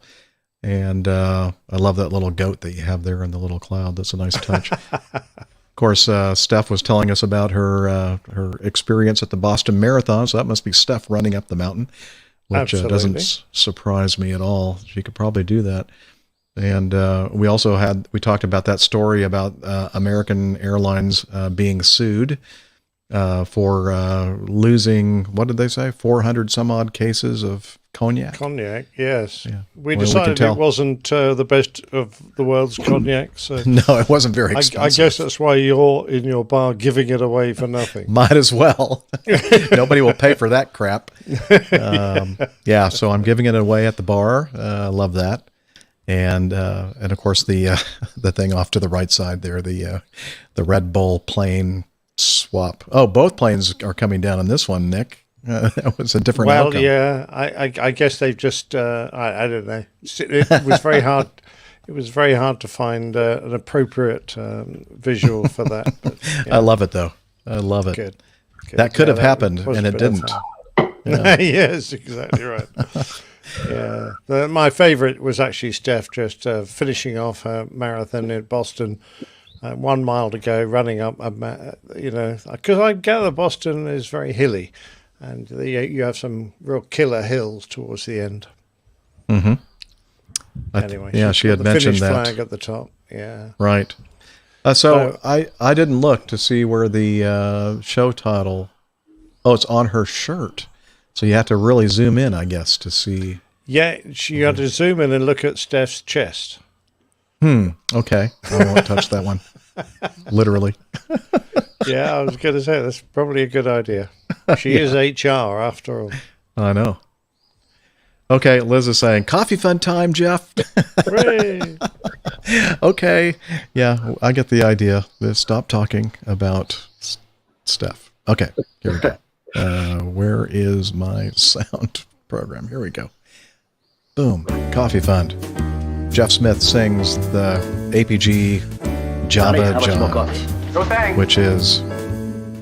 I love coffee. I was talking right over that. Sorry about that. It's your way to... no, I sing here. Wow. Coffee and tea and the Java and me. A cup, a cup, a cup, a cup, a cup. Okay, now I think I'm back on track. This is where I start talking about the Coffee Fund and how you can participate in supporting the show financially if you have the resources to do so. And since the last episode, we have a couple of folks supporting us via the Coffee Fund Classic method, Alistair Kerr and Randy Ackerman. They're recurrent contributors to the Coffee Fund Classic. And the other way to support us is to become a patron of our show via patreon.com. And we have a new producer. Yay! Now, I don't know how to... Rick, how do you pronounce J-O... Oh, okay. João Paulo Ellery. João? I don't know. Not sure if that's the way you pronounce it or not. Anyway, he signed up to become a producer of our show and has pledged a certain amount for every episode, and we typically do 4 or 5 episodes per month. And so, yeah, if you want to join this fine group of folks who support our show financially, please check it out by heading over to airlinepilotguy.com/coffee. You'll be glad you did. We will, too.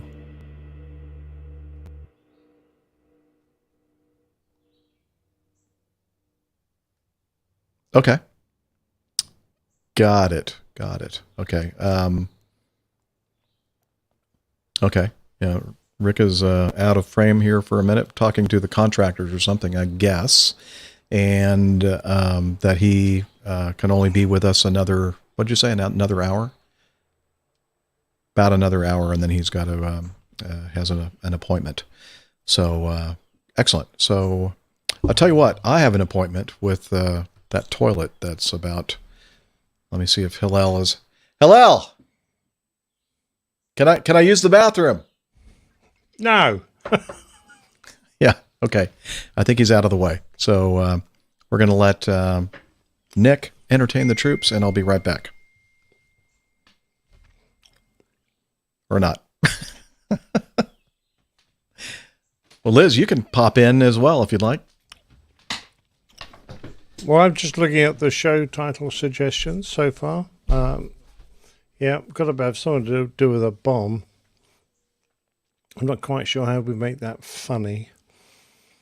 Bomb, shell. I'll tell you the title. Cigarette. I'll tell you the titles I've got so far, Nick. Here you go. And I'm sure you're going to poo-poo all of them, but anyway, here we go. I've got Don't Be an Ass. That was from the instructor and air traffic controller interaction. Don't be an ass. Who's in control? That's all about the Air France thing, but maybe you could work that into something. And this one is from Micah, and I thought it was kind of good. Bombshells and cigarettes. Yep, I spotted that one. Okay, that's all we got at the moment, I think. And of course, in the UK, we call a cigarette a fag, but I better not do that. No, I wouldn't go there. Anybody in the chat room got any more? Cigarettes. Desynchronized. I just lit and about to blow.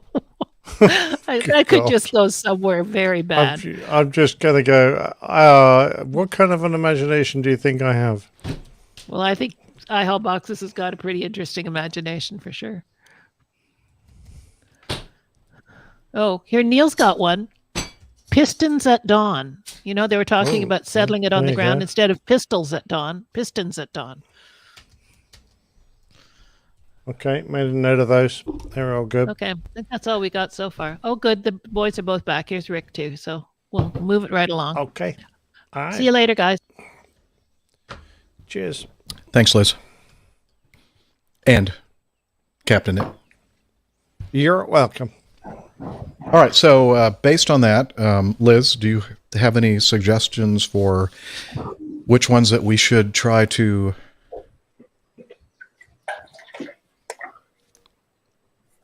Okay, let's start off with that one then. Okay, we're going to start... Look at Modelo what? Modelo Chelada. Chelada. So Yeah. what is it? What makes it a chelada? It's got so it has a little bit of hot sauce, refried beans. and, it's a meal in a can. No, but Nice. it's got hot sauce and salt and pepper and all that stuff. It's kind of like it's like In beer. beer? And it's really good. Oh yeah, you can only find this in Arizona. Thank goodness.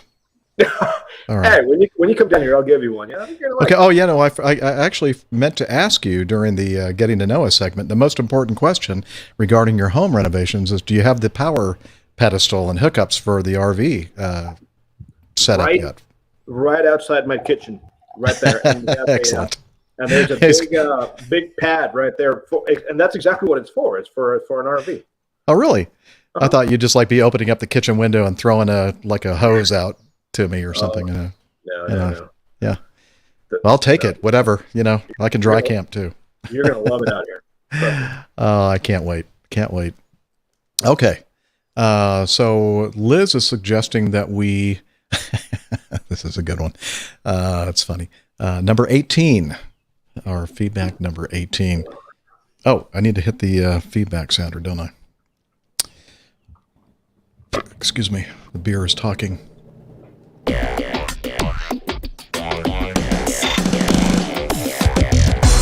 Captain, incoming message.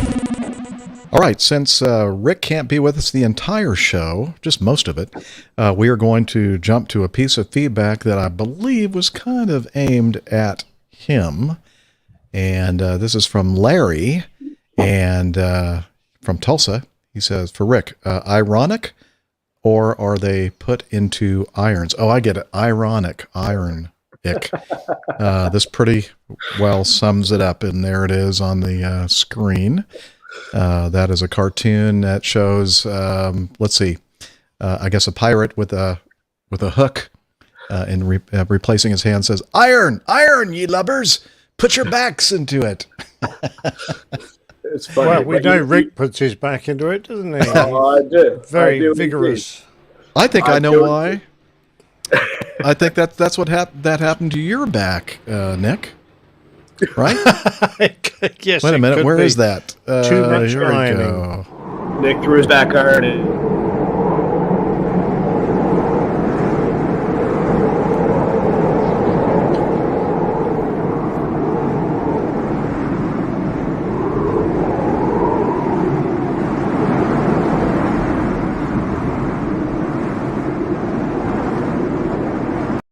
I don't know if you got a chance to see that, Rick, but I never did. he has. Should we play the whole thing? Okay. Let me see if I can. I need to. How do I control the volume on that? I don't think I can. Okay. Here we go. I'm going to play it again. By the way, folks, we are playing a little bit of video. The one where Nick is showing that Miami Rick has some competition in extreme ironing. Oh, it was a big competition. This was. I know. Great. It's on now.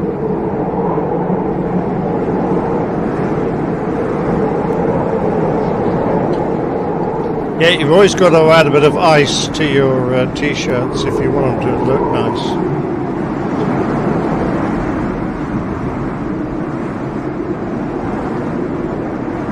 That one obviously didn't meet the Aha, there you go. You see that? From one extreme to another. Oh, man.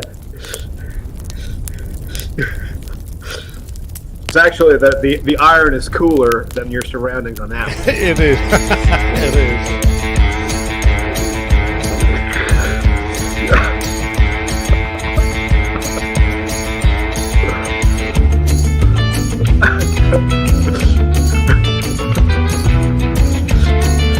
I've always liked riding Harley Davidsons when I'm ironing. Yeah, especially backwards.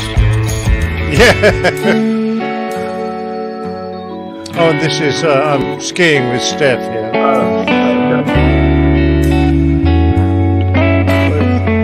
What's that on your head?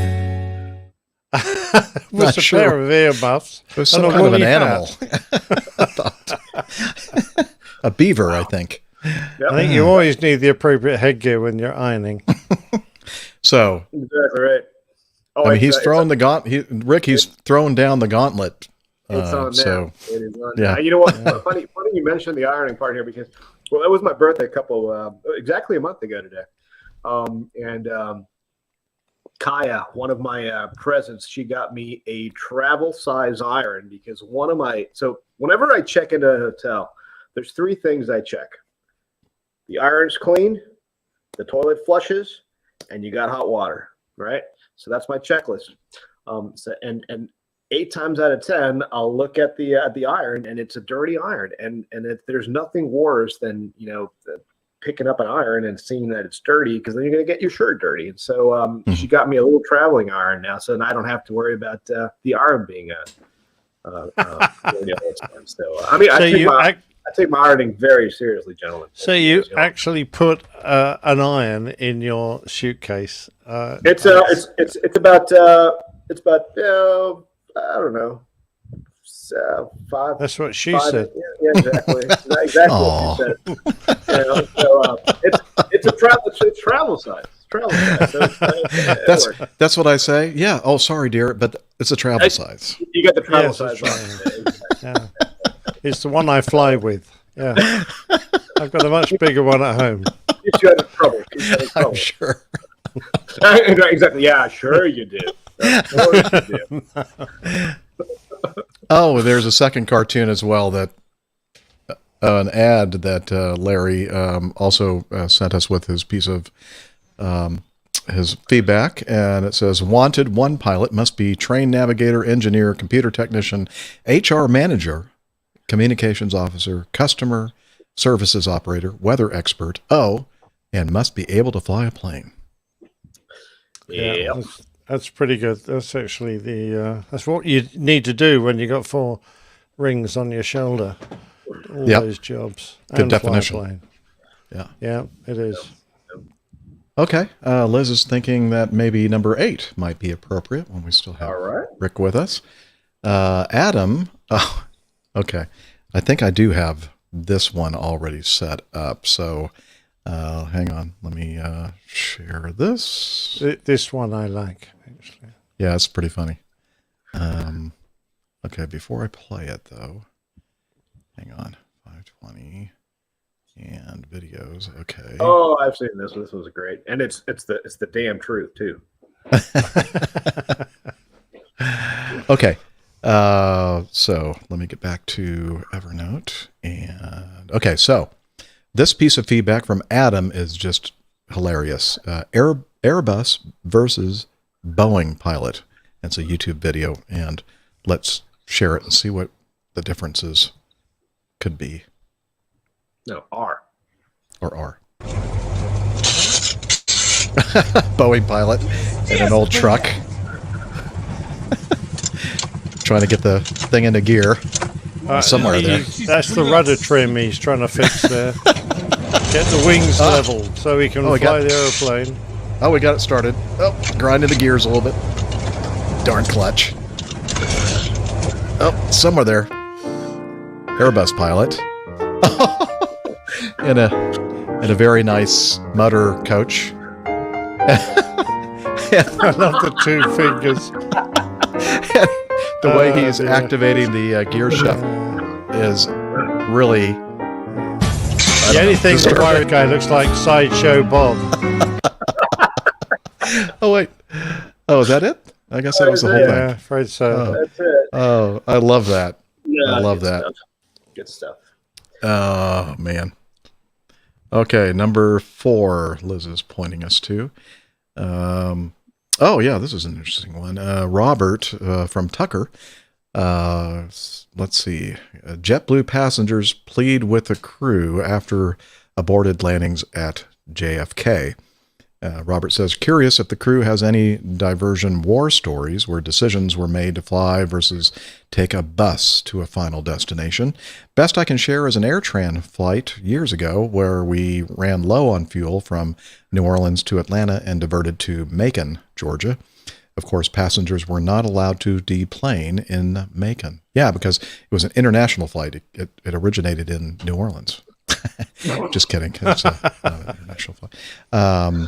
Anyway, so JetBlue passengers, let's see, this is from New York Post.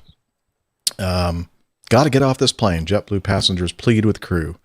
They were traumatized during their flight. From Cancun to New York City. That's right, Robert's flight was from New Orleans to Atlanta, but this is from Cancun, Mexico to New York City. Disturbing video shot aboard a JetBlue flight captured passengers clamoring to get off the plane in Newark, shouting that they were scared after several failed attempts to land at JFK airport during bad weather. I'm not going back in the air, one passenger is heard yelling at officials in the cabin. Another man is seen pleading to get off the plane, where the airline said had been scheduled to land at JFK after a flight from Cancun on Thursday. The man shouts, "My kids are panicking. We got to get off this plane. It's dangerous. We tried to land 4 times already. We're scared to fly. We want to get off. I don't want to go to jail, but it's just not right," he said. And he says, "I don't care about JFK. It's our lives. People are sick back there. People are fainting. People are throwing up. A little respect for human beings," the man continues, as other passengers also chime in about wanting to disembark. But the JetBlue spokesperson, Derek Dombrowski, told the Post that the flight 1852 diverted to Newark due to weather over JFK. And without proper customs processing available for the flight at Newark, the aircraft remained on the ground for 60 minutes, and once the weather cleared, departed again for JFK. Yeah, I'm thinking the same thing, Nick. I've landed from London into Newark many times, and they're full of customs people. No. They were on break. They're all of them. Yes. Yeah, that's kind of a lame excuse. Now, I could see if you're going into another airport that actually does not have customs, but Newark definitely does. Yeah. Yeah. Mm. Huh. So I had to think about this because, we're all aware of the ramp rules and, how long you can keep passengers on your aircraft without offering the option to disembark. Mm-hmm. And I think for domestic, it's 3 hours. In international, it's 4 hours. Yes. But this wasn't that sort of a case. However, can you legally prevent someone who has decided that they're vehemently opposed to traveling any further from getting off, particularly if they're citing, a fear, a phobia that they've had because of the way the flight's been conducted up to that point? I wouldn't. I that's like holding people hostage against their will.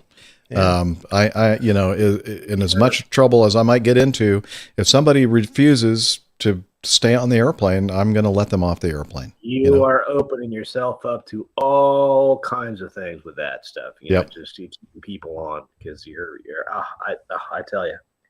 And this right here, folks, is why I fly boxes. So I knew that. And the boxes don't have people in them. No. As far as he knows. I'm just going to start sending packages via your freight company with little loudspeakers in, and all it's going to do for the whole flight, it's going to shout, let me off, I want to get off. I'm afraid, I'm scared. And the funny thing is that I know that's something that's exact something that you would do. So Oh, no, man. but seriously here, I remember flying into, where the hell was it? We were going into Kennedy, and our alternate was Bradley, and we had a similar situation. I mean, I'm talking back in 2010, I think it was, or 2008 or 9. Well, I don't know, one of those years. And we couldn't let the passengers off because we landed. So the airport in Bradley, that was our alternate. It's an international airport, but the customs facilities and the immigration officers had gone home for the day because we landed quite late.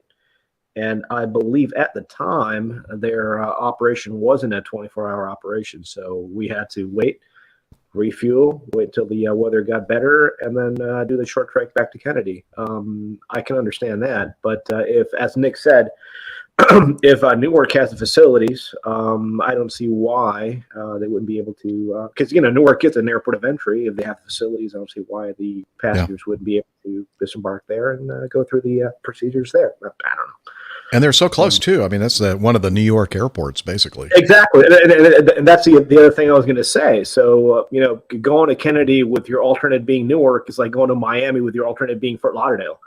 Was it that one collat that was directly overhead Kennedy, or I don't know, but it's certainly interesting. It is. I've only the only time I've had passengers insisting to get off was after a bomb scare before we closed the doors. We were out on a remote, so it wasn't like there was a terminal there. But while we resolved the situation, I've got the standard PAs to make, and we just mentioned a security situation, as you do, and I'm sticking to the script. But there were a number of passengers who said, "I'm not flying on this aircraft," and wanted to get off. And you're not going to hold them against their will. So, we got to let them off. And then, of course, you've got to get their bags out, all that kind of stuff. So, right. Even me on my best behavior and trying to persuade them didn't work. So, there you go. I flew up from Atlanta to Buffalo on the 727. I was a relatively new captain on it, but the winds up there at Buffalo were crazy. Buffalo, Niagara, I should say, were just really, really bad. And so when you got below 5,000 feet and we were we were flying around getting vectors, maybe a couple thousand feet above the ground, and it was just bumpier than all get out. And the winds were just constantly, like, they'd call out the winds and they were like out of limits, and then we'd ask them for a wind check again within limits, and then ask them again out of limits. The engineer was like, crazy busy trying to do all the calculations for that. And then we'd have to go around every darn time. It was like out of limits. And so we had to go around. We did that maybe 3 times. And I thought, okay, that's enough. Let's go over to our alternate, which was Rochester, I think. Or no, it was Syracuse. And so we got to Syracuse. And there were, I think, 5 or 6 passengers that said, we can't do this. And I felt so bad for the people because people were getting sick because it was that bumpy in the back. And they said, we'll drive, or we live near Syracuse anyway. And I said, well, you'll understand that we're probably not going to be able to get your bags off the airplane. You're going to have to, pick them up in Buffalo or somehow arrange for them to, or maybe the airline arranged for them to get their bags, whatever. And I didn't stop. In fact, I was thinking, I don't blame them. I would probably do the same thing. Can I come with? Yeah, exactly. I don't want to go. I actually called the control too. I controlled the call tower. I called the control tower from Syracuse, Buffalo. I forgot how I got the number, but I called the tower cab and said, "Hey, what are the winds doing now?" And they said, "Well, we have like about half the airplanes scheduled to arrive have been diverting, and half of them have been making it in, depending on what the exact wind readout was at the time." But they said, it seems like things are kind of starting to die down a little bit. And so I said, okay, I just want to make sure. I don't want to take off and head back there and then find that we're not going to be able to get in again. So, but we finally made it into Buffalo really late that night. But my question is, did you overshoot final? Oh, no. Okay, wait, maybe about 20 feet. yeah, but it wasn't more than the width of the runway. No. Okay, good. Definitely didn't overshoot the taxiway. Okay. Number 3, Liz is telling us. Okay, number 3. Let's see what that's all about. This is from Devin. Hi, APG crew. I was flying from Fort Lauderdale International to Great Harbor Island. Let's see. That's Mike Yankee Bravo Golf at 7,500 feet the other day. I may or may not have been listening to your podcast when I heard it mentioned that as pilots, we usually assume that if we see 3 green, we are good to go. And we were talking about the 727 accident in Las Vegas. Just to be comical and throw a wrench in that statement, I wanted to point out that I fly amphibious caravans for a major seaplane company out of Florida. 3 green in the amphib caravan is not a good day, as we have 2 main gears as well as 2 nose gears. 4 green is needed for a safe landing on land. He says, photo below, blue lights for water, green for land. Another great piece of information about the gear on the amphib is that we don't fully trust the gear indication. We back it up with a visual check, something you land plane guys can't really do without a buzzing of the tower. Since the aircraft has floats, the gear is positioned far enough to the side of the aircraft that we can look out the window and see this mechanical linkage to verify the gear position, located in the bottom of the second photo just beside the single point fuel port. Since we operate aircraft on the ocean, the gear proxy sensors take some serious punishment and are submerged in salt water daily. These visual checks are a necessity for what we do. Thanks for a great podcast that keeps me both entertained and up to date on aviation news around the world. Hope you guys can one day have a job as great as mine. Wishing you the best. I'll trade you. I'll trade you right now. You want to fly 36? Yeah, look at that. Oh, man. Isn't that beautiful? Good. Man, I love absolutely. I'm sure I actually rubbed off the airline markings off one of those pictures for you, Jeff. They seem to have reappeared. Oh, okay. Well, I don't know how I'm going to fix that. Now I didn't even think about it until just now when you mentioned it. That's all right. Hey, look, the 7.4 had 4 greens, didn't it? No, so the 7.4, the dash, as you keep in mind, I flew the dash 400 and the dash 8. And as long as everything's working fine, with the landing gear down, you get a single down indication with a green box around it. Now, when you put the landing gear down using the alternate method, the alternate mode, then you get individual down indications for the front nose landing gear, 2 for the wing gear, and 2 for the body gear. And that's the same for the 777, the 787. Everything is working fine. You get a single down. Okay. Yeah. The 7.6 and the 7.5, you're going back to your old discrete lights where you have 1 for each, one for the nose, 1 for the left, 1 for the right. But they recently changed the checklist where it used to be the challenge and response was landing gear. It used to be down 3 greens, and now it's just down. But they haven't done that. They haven't changed that on the not normal checklist, because the other day when I was doing my sim check, right, when you put the landing gear down using the deferred items checklist, it still says down 3 greens. And so interesting, because the 340 had 4 greens. And what's more, I'm going to blow Devin out of the water, because of course the 340-600 you had cameras, and you could actually watch, if you wanted to, watch the gear come down and lock in place using the belly camera and the fin camera. So the belly camera looked what you could see the nose wheel come down, and the fin camera behind you could see when the all the main gears except the belly, you couldn't see the center gears, but the wing gears, when they came down, you could see them appear just behind the trailing. What about the pontoons? We could see. Yeah, we could see all the floats come down as well. Okay. Particularly when they opened the doors and fired the slides. Yeah. So this is the picture that you, Nick, prepared especially for the show. You know, what's funny is that I noticed that in the Evernote, in that note, that there was a duplication of this picture, and I didn't pick up on the fact that the second one was the one that I was to use for the show. So I do apologize, Devin, now if you're we got still the right working. one. If you're still working for that company. A position might have opened up. I'm going to put my stuff in there. I'm just kidding. But I've never had to say finals 4 blues. That would be quite cool. The Harrier had four greens as well. Yeah, actually. yeah. 2 for the wing and the 2 for the center gear and the nose gear. Yep, and 2 for the wing. So did the Concorde. Concorde had 4. Did it? Concorde had 4. Yeah, because it had a retractable landing gear all the way in the back, and then your normal. And the Antonov AN 124 had 17 greens. Yep. That's why their flight deck was so long, because it had it was the length of the flight. That's right. Big row of greens all the way down. Yeah, like the runway. The 225 had 35 greens. Damn. Oh man. All right, number 5. Hello, APG. This is from Keith.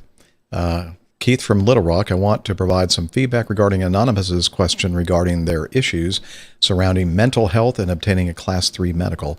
Might I suggest a different route? I have discussed this before, but perhaps you might find exploring the Light Sports Certificate, LSA, instead. The LSA rules are very forgiving when it comes to requiring an actual medical certificate, and will allow you to achieve your dream of flying with fewer hours and without a medical. I've linked to a great back at the AOPA site on this, but basically to qualify for a sport pilot certificate, you need only to have a valid U.S. driver's license, plus 20 hours of flight instruction and pass an FAA written exam and sport pilot check ride. There are limitations, of course. You can only operate an aircraft that meet the standard airworthiness category of LSA, a max takeoff weight of 1,320 pounds, maximum 100 horsepower, no more than 2 seats, etc., and limited a day VFR flying only. This is where I think it's all about what mission or type of flying you see yourself doing. If you typically think you'll only fly day VFR and typically not have more than 1 passenger, then getting your 3rd class medical and the regular private pilot certificate may not actually be worth the trouble and expense. Plus, the FAA is absolutely going to be expanding the LSA rules in the next 12 to 24 months under something called Mosaic, which almost certainly will expand the types of aircraft you might be able to operate to include such planes as the Cessna 150, 172, and Piper Cherokees, and much more.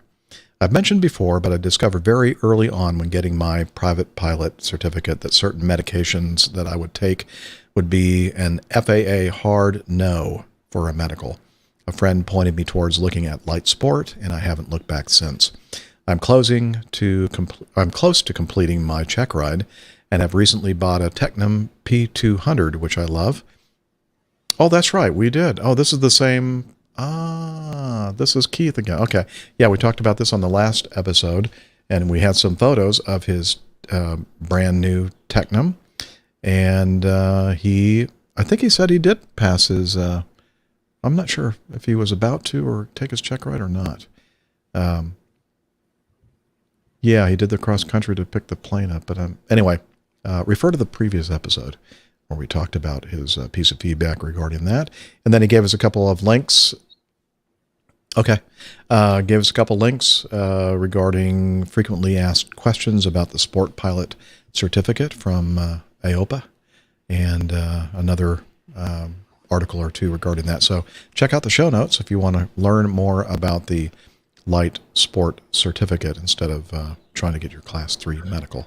You know what? I always found it so interesting that we airline transport pilots need to have a Class 1, which requires 20/20 vision, or corrected to 20/20, and a 3rd class and sports class require 20/40 vision as a minimum. But it's interesting to me because sports pilots and people that fly with a 3rd class physical usually do a lot more visual flying than we do. And we have, for traffic avoidance. We fly obviously in class alpha airspace above 18,000, below 60,000. We have, TCAS and all sorts of things. And we fly instrument approach procedures sometimes down to no visibility landing. So we don't need to see anything out the window. So to me, it was always kind of backwards where we got to have 20/20, but the people that actually fly and rely on visual flight rules for separation and other things. Good point. Only need 20/40. So I always wondered about that, but hey, it's what it is. Yeah, who's talking? I hear something. Oh, that's you. There you are. Shall I add myself to the stream? Is that better? Why not? It has all to do with the captain having no excuse for getting his wallet out and finding some money to pay for the drinks. Because often they say, "Oh no, I'll open the wallet. No, I've nothing in there." Well, let me help you, Captain. We'll give you your wallet. But with our 20/20 vision. I find myself, and this just started happening. I find myself doing one of these lately. It's like so I was like, oh. It's just the beginning, Rick. Just the beginning. Poor old Rick. Oh, that's dreadful. For crying out loud, and I'm starting to. I don't know. I have to turn the lights up all the way up, and I'm trying to go like this. And I'm fighting, going out and getting glasses. But I know, but it's amazing. Sorry, earlier I just wanted to comment on the picture. This is, of course, the picture on this license is to celebrate the very first near miss that occurred in the United States. What did they almost hit? Between the Wright Flyer and a 737. It's a little known fact. Oh, yeah. It was a Dash 200, so it happened a long time ago.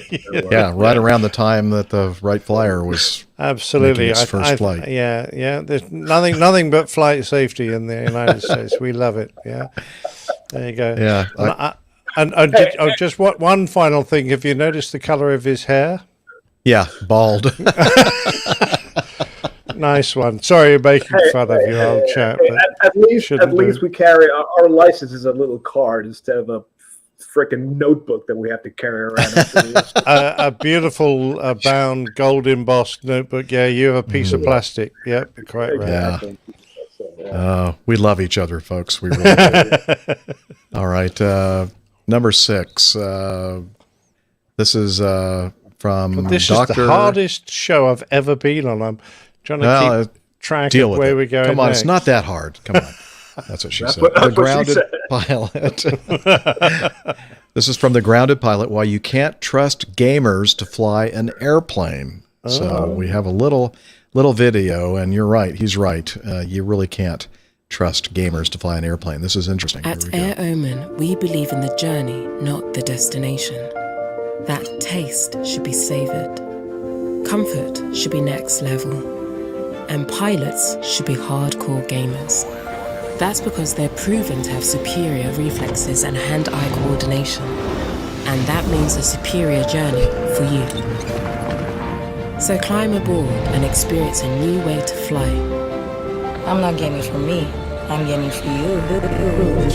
Transcend humanity with Omen. Okay. Right. Let's see. This ad shows exactly why you can't trust flight simulator pilots to fly your plane. I slowed down this video to see how many mistakes I could find. This is from Dr. The Grounded Pilot. And I slowed it down to find out how many mistakes I could find. And boy, are there plenty. Here's a small portion of my list. And Captain Nick, I will let you point out the obvious. Number 1, what a really high altimeter setting, 1,301 millibars. That's closer to the pressure on Titan, Saturn's largest moon. That accounts for the strange colored sky. No, this was a submarine. There were below. I did the little conversion there for us. That's it would be inches of mercury, 38.41. That's high pressure. How do you get both the LOC and approach modes on at the same time in an Airbus? What is this? a line check. I don't know. Yes. Let me see. A back course ILS. Oh, so I'm possible. guessing. I really can't remember. I imagine that you probably can't. I don't know. Let's see. Number 3. What pilot flies around with their windshield wipers on? Now, I went back and slowed everything down. One that's in the rain, of course. Well, I never saw the windshield wipers on. Or the left landing light on. I didn't see that either. I don't know. I guess I'm not. Perhaps she's looking at the switches. The left landing light, I do that very, very often, and I'll tell you why. When you're climbing or descending, so usually what we do, we'll turn the lights off at 18,000 feet on the way up, and we'll turn the lights back on at 18,000 feet on the way down, right? Mm-hmm. But oftentimes when you're above 18,000 feet, that's right around where that freezing layer tends to hang out. And basically what you do is if the outside air temperature is from -40 centigrade and up to 10 degrees centigrade on your screen, on the upper ICAS there, in that envelope, you have to have your anti-eyes on.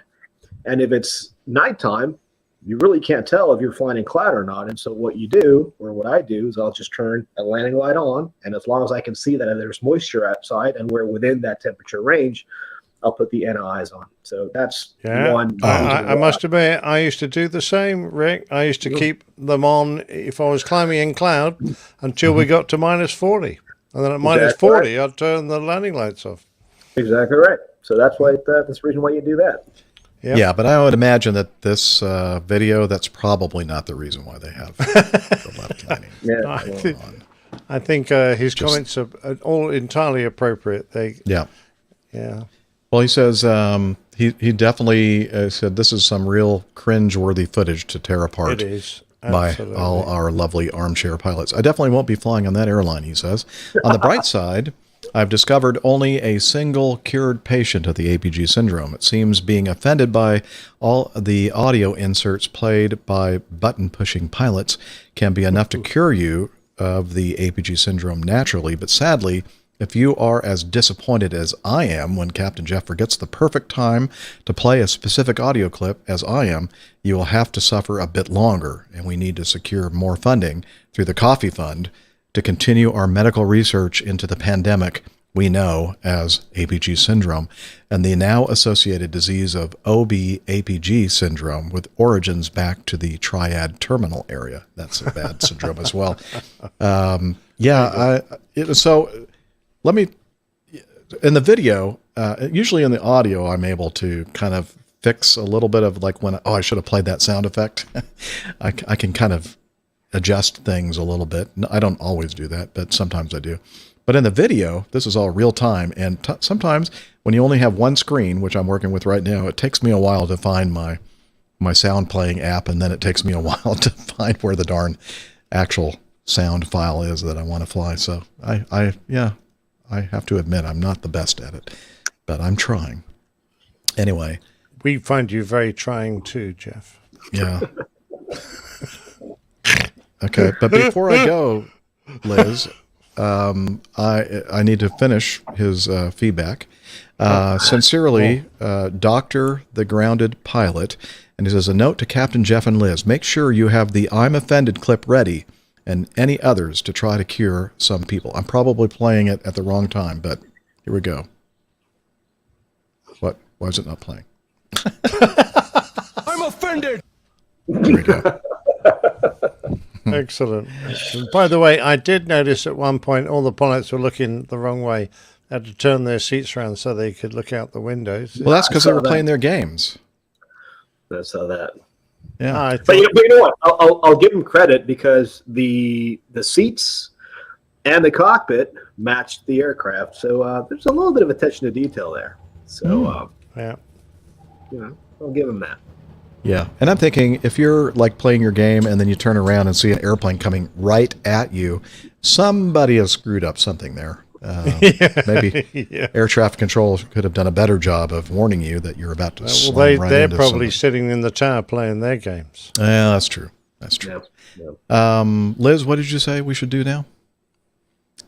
Go home. All right, 9 and 10. Okay.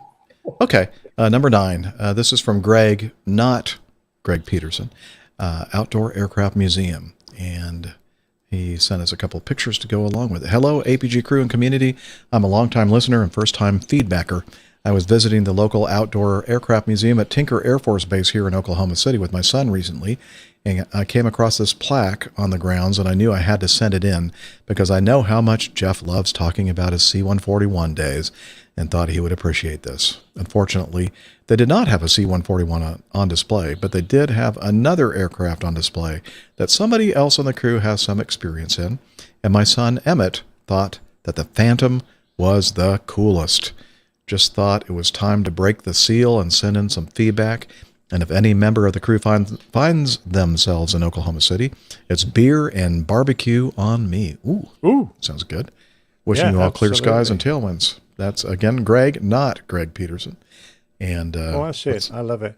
Jeff, did your windshields look like that? No, they didn't look like that. I was looking at it going, that's the weirdest looking cockpit windows I've ever seen. Kind of a modern interpretation of the 141 Starlifter windscreen. Yeah, artistic license. Like a Hadley Page Victor. Yeah. Kinda. Yep, absolutely. Yes, it's that. Yes, very good, Rick. Yes, that's exactly what it reminded me of. And there's Emmett in front of that beautiful fighter we call the Phantom, F4 Phantom. Absolutely. Now, ours didn't have that big phallic thing sticking under the radome. But other than that, and the fact that the intakes are a bit small on that one, very similar. Is that some kind of a radar tracking pod thing, or what is it? I think, I said probably a laser designator or an optical tracking system, I would have thought. But it's even got bombs under it, look. Yeah. Now, how did you fly with that big cement thing off to the right below the right intake? That seems like it'd be a lot of drag. Those engines so powerful. Yeah. That's why they call it the flying brick. Now I understand. Okay, right. And go ahead. Rick. No, I was going to say I love that airplane. It's just I always thought it was one of my favorite. It's so cool looking. Yeah. So mean. Yeah, it was very hard looking out of those black windows, though. I know. And All right, number 10. Gordy in color sent us this, and he says, "Good news coming out of Dubai lately, released as captain. Just wanted to let you all know. First flight is Maldives on the MAX 9. I would not recommend flying that airplane. It's going to crash." On the other hand, going to the Maldives makes up for it, mate. At least you'll die happy. Yeah, true. So there is an image that he sent in 2012 RVAC CPL/IR. What's RVAC stand for? Royal something? Sure. I don't know. I don't know. But it's a young Gordy. Well, he's still young. And let's see, 2013, 737-300 first officer. And standing, I recommend don't stand that close to an engine. It could suck you in. 2015, 737-800 FO. And then finally in 2022, just recently, 737 Command, his 4 stripes. Looking good, Gordy. Let's see. Wear them smartly, sir. Wear them smartly. Yes. And let's see. There's another photo of him and probably his, that's dangerous. There's all 4 stripers in this photo, 3 of them. Yeah. Anytime, folks, you see 2 or more pilots with 4 stripes on getting onto the airplane, I would run away. Likewise. RVAC, I don't know if it's correct, Royal Victorian Aero Club. There you go. Do they fly 737s? I don't think so. Okay. And then the last one here is putting on his CPO instrument rating. Yeah, so go ahead. Okay. Putting his stripes on the stairs truck. Hey, there you go, Jen. There's a stairs truck going up to that airplane there. Yeah. And very nice. Although I must admit, Gordy, brown belt with grey-black trousers. I was going to say that. That looks like doesn't work for me. Yeah, they've all got them. I know. It must be part of their uniform. Air Dubai, I believe. That looks like Al Maktoum to me. Well, I never. Liz is saying they probably have brown shoes. Yeah. To match the belt. Yes. Yeah. Okay. Nice. Congratulations. All right. Congratulations, Gordy. Yeah, good job. Okay. All Very right. nice. So Liz is telling us that we're close to playing the plain tale, but before we do that, we're going to say goodbye to Miami Rick, because I know you have things to do.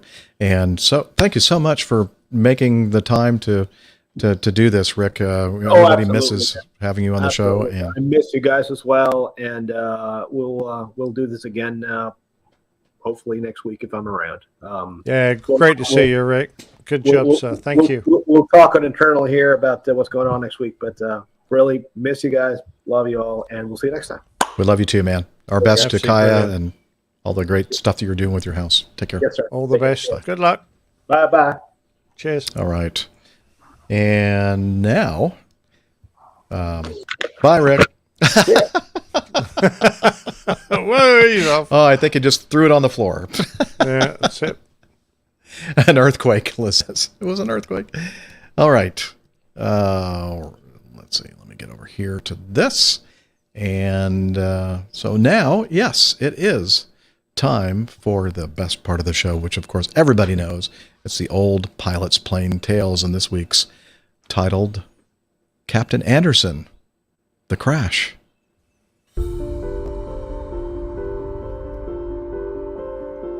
The Old Pilot's Plain Tales, Captain Anderson, The Crash. An air hostess calmly walked through the crashing airliner, telling the passengers, "Please fasten your seatbelts, keep your seats." Then she returned to the galley near the tail, sat herself down and waited.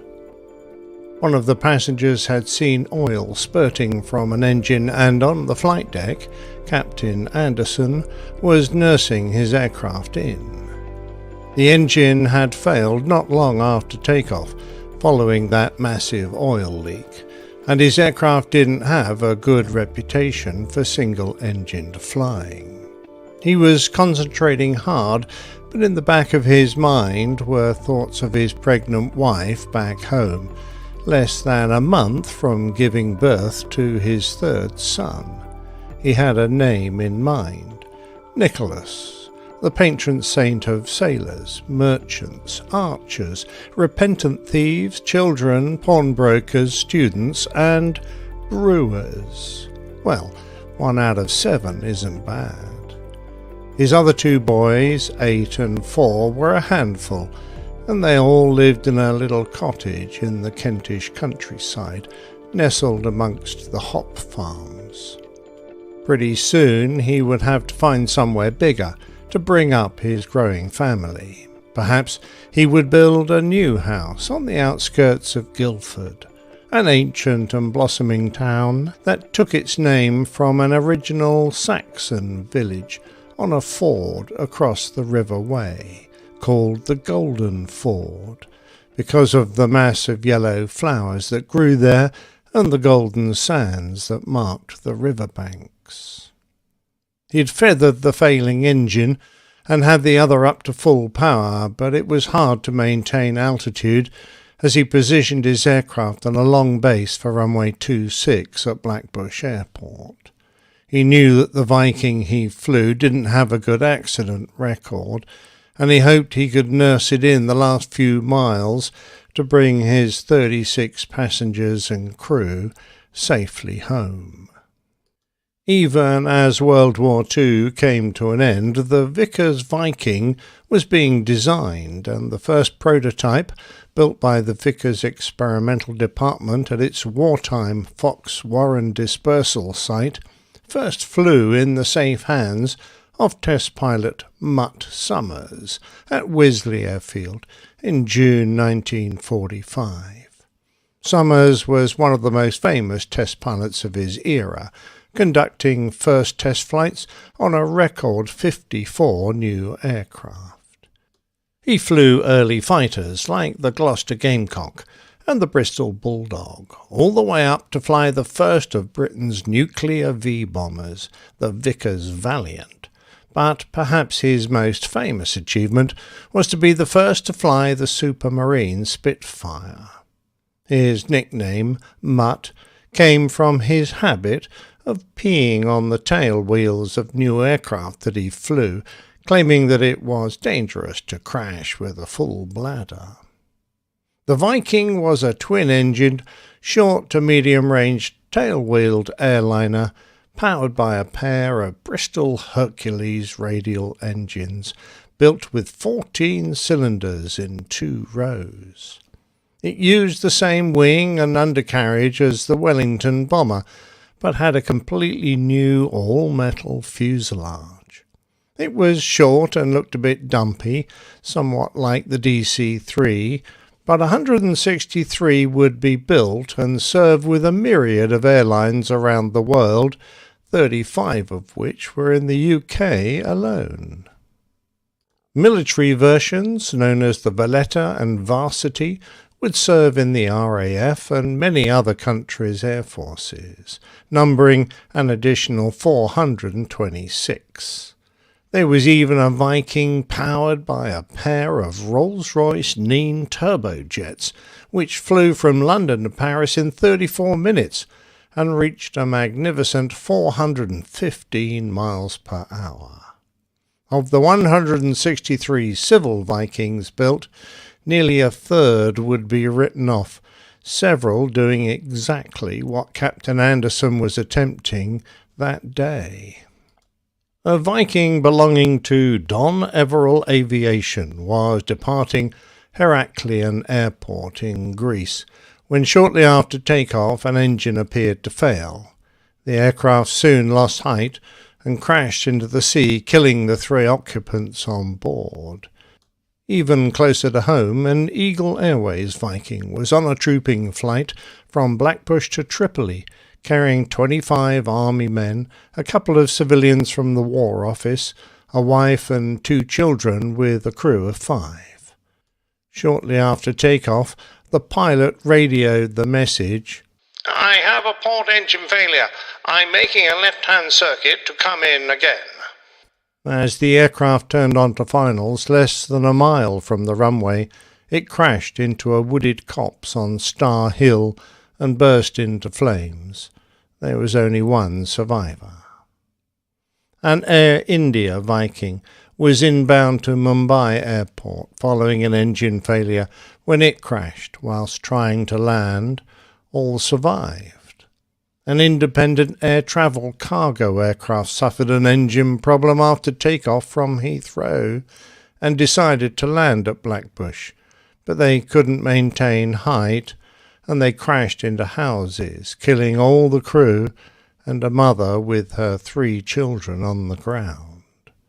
Even the original prototype crashed during a single-engine performance test when the live engine failed. The aircraft made a forced landing at Effingham, and everyone survived. There were plenty of other causes for Vikings to crash. A number flew into terrain, such as the side of Monte Carlo in Corsica, Monte La Cinta in Sicily, and the Irish Law Mountain in Scotland. Several went down in bad weather, and in the days before auto-landing systems, attempting to land in fog. There were unexplained losses when aircraft just disappeared into an ocean, but perhaps the most remarkable was the flight of BEA's Viking, Gulf Alpha India Victor Lima, from Northolt to Paris on the 13th of April 1950. They were in the cruise over the English Channel and weaving around some thunderstorms when the aircraft shook to the sound of a huge explosion.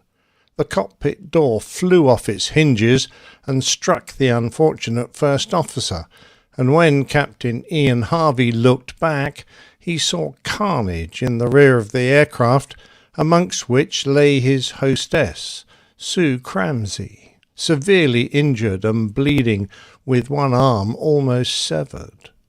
She was attended to by brave passengers who pulled her to safety away from a gaping hole in the aircraft. The explosion had wrecked the galley and toilet and had left holes in both sides of the Viking's fuselage, one of which was 8 feet high and 4 feet wide.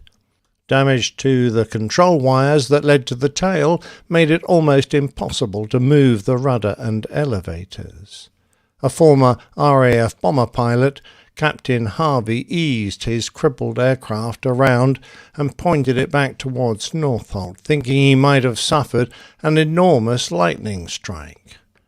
Controlling his aircraft was far from easy, and he had to overshoot from his first attempt to land, but after a long straight-in approach, he safely brought his passengers home on the second attempt.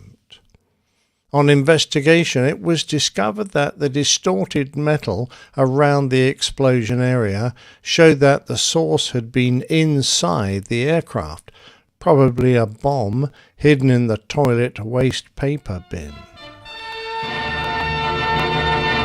Behind the police patrolled entrance to number 6 hangar at Northolt Airport is the Viking airliner Vigilant, damaged by an explosion in mid-channel. At first thought to have been caused by lightning, it's now known that a time bomb, probably made of gelignite, was responsible for the explosion. It injured the Viking's air hostess, but the 28 passengers were happily brought to safety by pilot Ian Harvey, who flew his plane home despite a wrecked rudder control. Officers from Scotland Yard's security branch then took over, searching for possible clues. Even the fuel pipes and tanks are examined.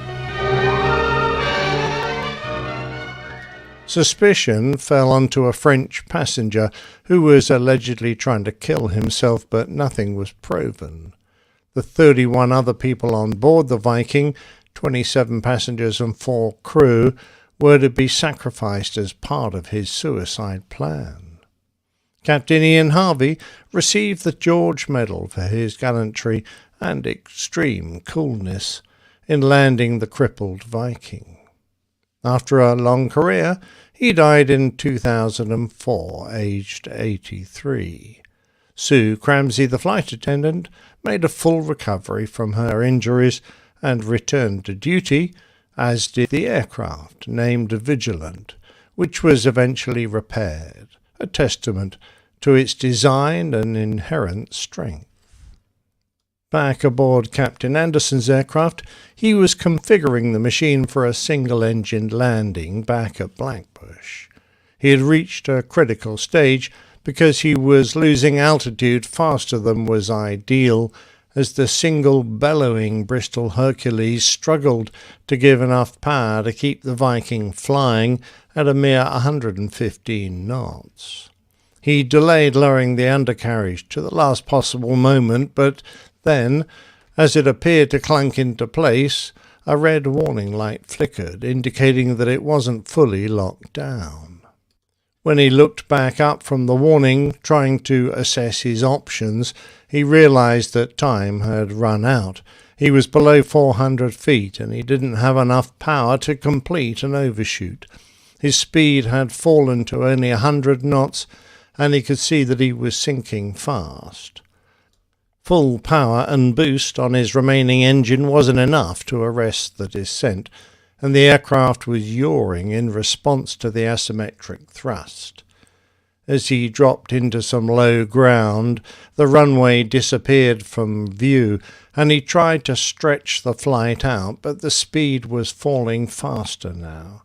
He knew that there was nothing more his aircraft could give him to prevent a crash. At the last possible moment, he firmly raised the nose to cushion the impact as they struck the earth only yards from the airfield boundary.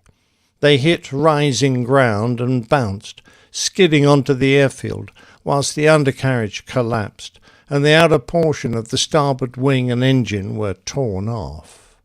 4 young ladies aboard from the Bedford Education Office afterwards explained, "We didn't know anything was wrong till we felt a bump." There was a cloud of smoke and then a sheet of flame as the crippled aircraft bounced on for another 1/4 of a mile. An eyewitness in another aircraft said, "We were told by radio that the Viking had priority to land. I saw it coming in low on one engine. Then, just before it reached the runway, that engine seemed to cut out. We thought everyone aboard must perish, but when we came back around 2.5 minutes later, after a circuit, there were people getting out. It was a miracle." When the wrecked aircraft came grinding to a halt, Captain Anderson and his first officer began their emergency shutdown drills, and in the back, air hostess Beryl Rothwell of Bayswater went to the rear door, flung it open, and announced in matter-of-fact tones, "This way, please." That night, the passengers were full of praise for the coolness and skill of Captain Anderson and the air hostess. Mrs. Hare of Sevenoaks told how a smiling Miss Rothwell reassured the passengers that there was nothing to worry about. Then, as the plane crashed, she whipped open the door and asked us to get out quickly. Seconds later, the whole wreck was ablaze. Miss Rothwell, 2 years with the airline, declared, "The passengers themselves were the real heroes. They showed no panic." One couple who were only married on Saturday and on their way to Italy said, "We've lost all our kit. It looks as if the honeymoon will be in Cornwall now." As the newspapers put it, bystanders had waved goodbye as the passengers went on board for a Riviera flight. Minutes later, they were gasping as the Viking plunged to the ground in flames, but their horror turned to cheers, for from the fire-blackened doorway the passengers filed out as calmly as if they were in a bus queue. Only a few of the passengers needed to visit a hospital.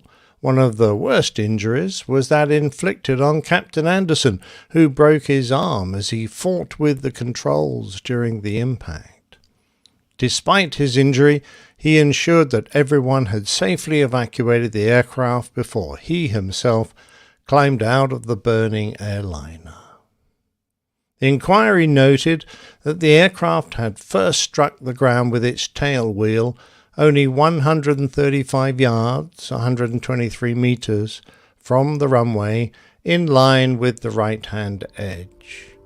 By the time of ground impact, the undercarriage downlock plungers had fully engaged. They concluded that the accident was the result of the captain allowing the aircraft to stall when making a single-engined approach to land.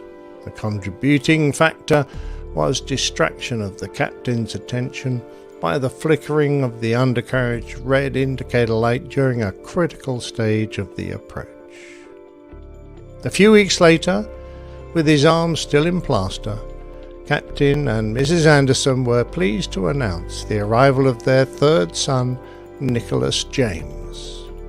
Captain Anderson Sr. went on to have a successful career with Airwork Limited, which would, over time, become British United Airways, British Caledonian Airways, and British Airways, before he moved overseas to become the Boeing 707 fleet manager of Kuwait Airways. In addition to the Viking, he would fly the DC-2, the Bristol Britannia, Vickers VC-10, Boeing 707 and a Boeing 747. His youngest son, Nicholas, would continue the family tradition and join the RAF to fly F-4 Phantoms, Hawk T-1s, FA-18 Hornets and the Panavia F-3 Tornado before, like his father, becoming a civil airline pilot and flying the Airbus A340 and A330 for Virgin Atlantic Airways. But it was many years before he would discover just how close he came to never knowing his father.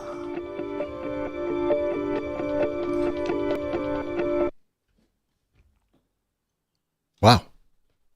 That ended kind of abruptly. Sorry. Oh no, that was an intentional one because okay. never knowing his father. Da-da. I see. I don't know. There's something about this that sounds familiar to me. There are a lot of, I don't know, coincidental. Yes, name similarities. Yeah. Yeah. Remarkable. Yeah. How these things happen. Yeah. Wow, Sadly, what a well, I don't story. say sadly, a fascinating aspect of my father's career that I never found out about until, I was really quite a long way on in my flying career, and I discovered the newspaper clippings, and I mentioned it to the old man, and he kind of like brushed it off, and he said, "Oh, I don't want to talk about that." Yeah, we the engineer left the cap off the oil tank on that engine." And of course, all the oil under pressure spewed out of the tank very quickly. But that was really all he said about it. Oh, he mentioned he broke his arm. So wow. So Fighting I good controls. Didn't really, Wow. yeah, I didn't really think much more about it until and I read the newspaper article and went, "Wow, that's." But of course, I never really tackled him on it when he was alive, and I didn't really want to. Yeah, but it sounds like felt something he didn't want to really talk about it that much. Yeah, exactly right. But we're coming up to the first anniversary of his passing, so it seemed an appropriate time perhaps to bring it up. I find it a fascinating story because those early aircraft, they had such limited single engine performance. I mean, they could obviously fly on one engine, but certainly not very well. No, and it was very easy, as you can tell, when they were straight after takeoff, for them to have just a little too much weight for the capability of the airplane. So it was hardly surprising that he couldn't quite nurse it all the way back to Blackbush. But there you go. It was an interesting story, I thought. Yeah, I love Beryl Rockwell, the flight attendant, stewardess Rockwell. I'm sorry. Say it one more time. Rothwell. Rothwell. I'm sorry. I don't know if she's still alive. I would know. She might be. You never know. Very calm. Very calm. The ladies who did those kind of jobs in those days were often very well qualified, way overqualified for what they did. Some airlines, they had to be qualified nurses, that sort of thing. So, and a lot of them were ladies of very good upbringing, because it was considered a top-notch occupation for a lady of repute. Of repute. Yes. Of good repute, yes, not ill yes, repute. Exactly. Yes. Yeah, and even now, in today's times, the flight attendants out there, you'd be amazed at how many of them are very well-schooled and had really great careers before they became air hostesses or stewardesses or flight attendants or whatever you want to call them. Well, I used the term of the time. They called them all hostesses. Right. But you're right. When I joined Virgin, I hadn't done many flights, and one of the cabin crew was leaving.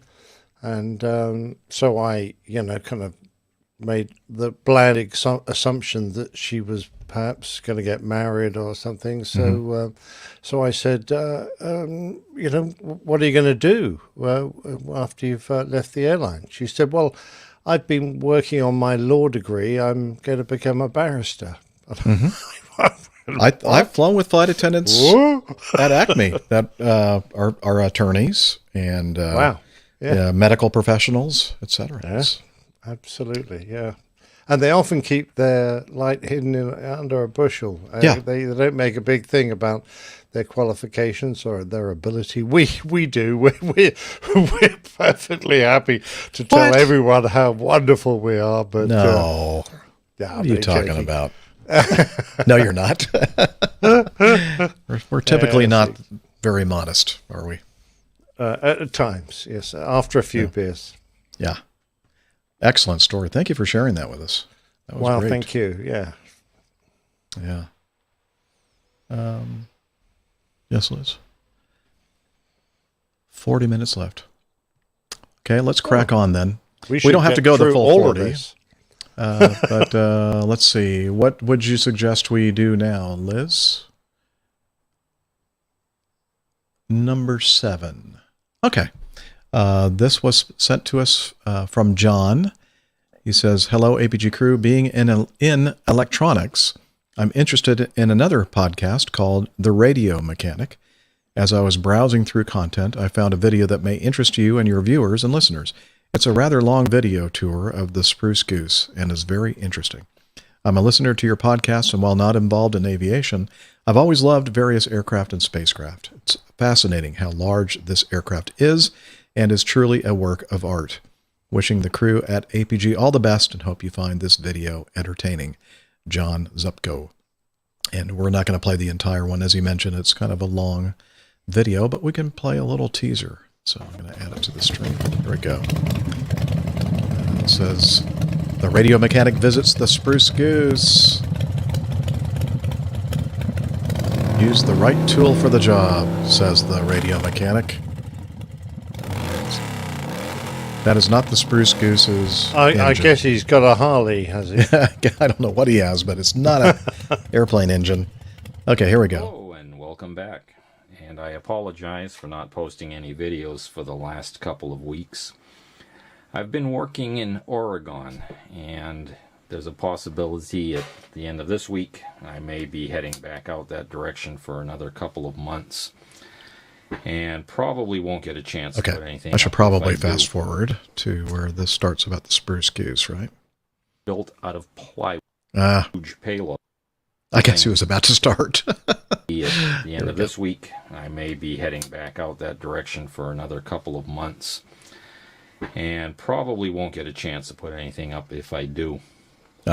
However, while I was out in Oregon, I took the opportunity to go visit the Oregon Spruce Goose.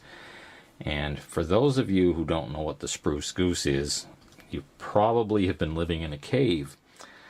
During World War II, when the Germans were sinking virtually everything that we put on the water, the U.S. government was trying to figure out some way to get men, supplies, tanks, and so on and so forth into Europe.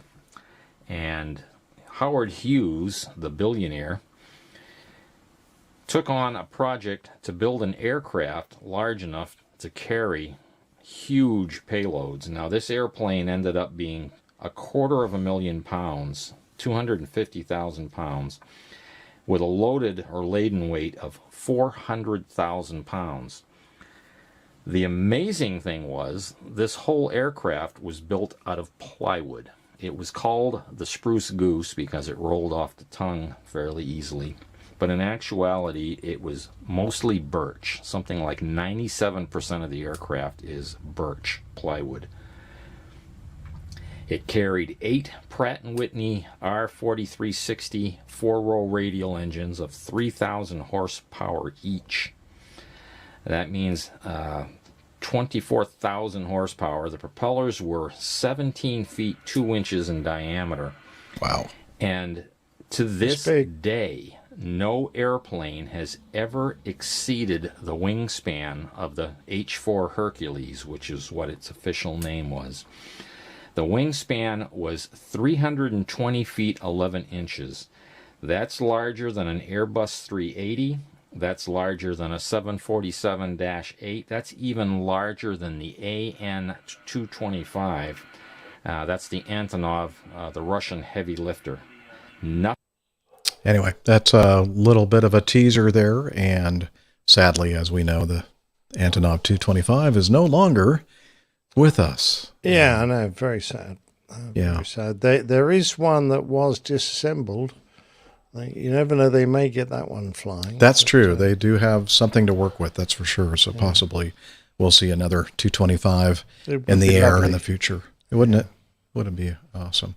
H4. I didn't know that was the official designation of this, the Spruce Goose. And I didn't realize that it was mostly birch. Yeah, I thought it was the birch banana, but obviously not. How long did it take you to come up with that one? About 30 seconds. I can tell.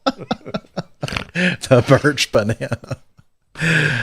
Okay. All right, Liz. I know. Let's get on with it. Number 11 before Nick cracks another joke. Oh, dear.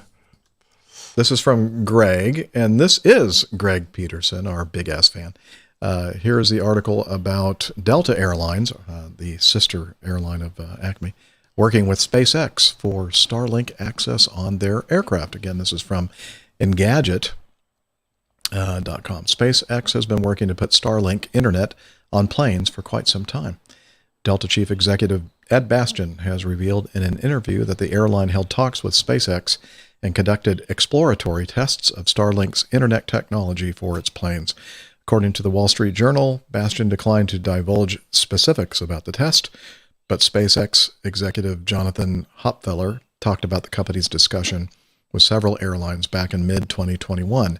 Hopfeller said back then that the company was developing a product for aviation and that it's already done some demonstrations for interested parties. Let's see. SpaceX chief Elon Musk tweeted in the same period last year that Starlink antennae for pilots would have to be certified for each aircraft type first. He added that the company is focusing on dishes for 737 and A320 planes because they serve the most number of people.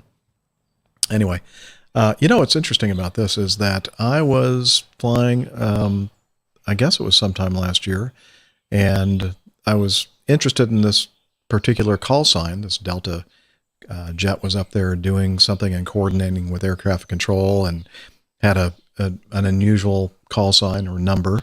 And the only thing I could tell was that they were doing some kind of internet testing. And I just assumed it was like one of the latest satellite services that a lot of our jets use, or maybe the GoGo, or not ours, but Delta's internet provider, GoGo.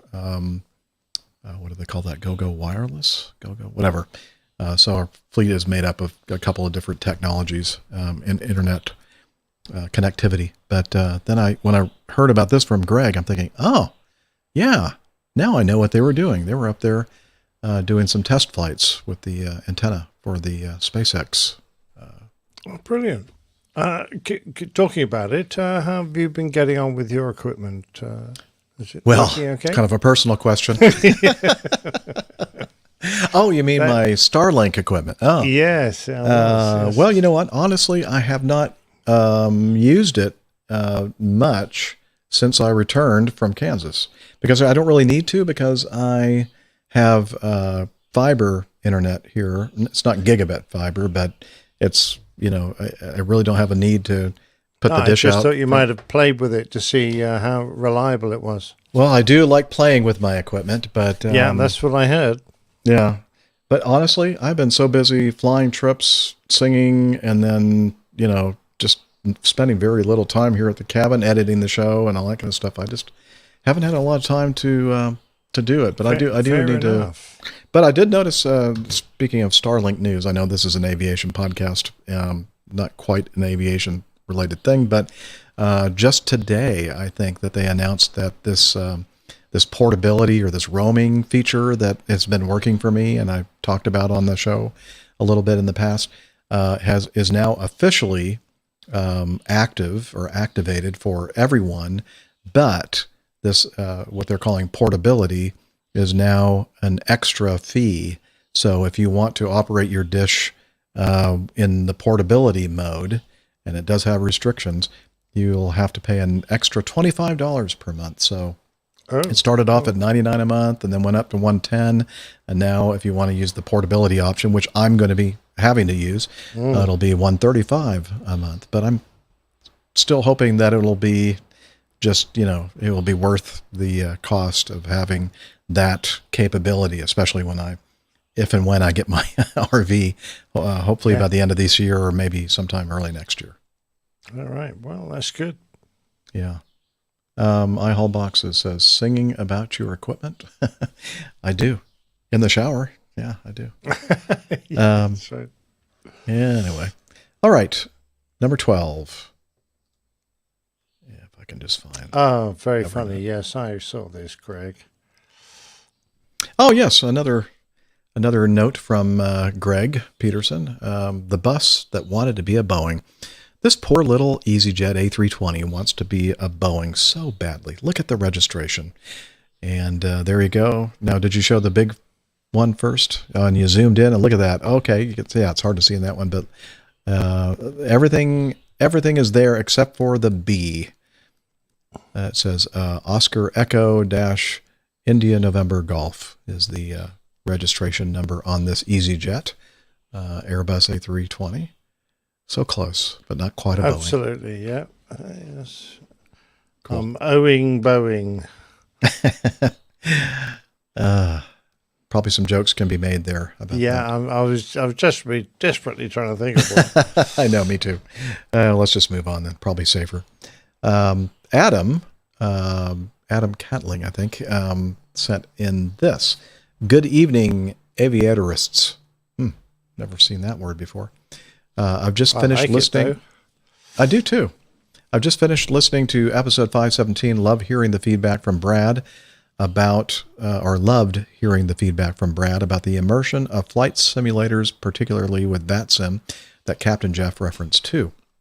I've not touched a simulator since I was 15 years old. Until that is when Microsoft released their new one a year ago, and I'm hooked.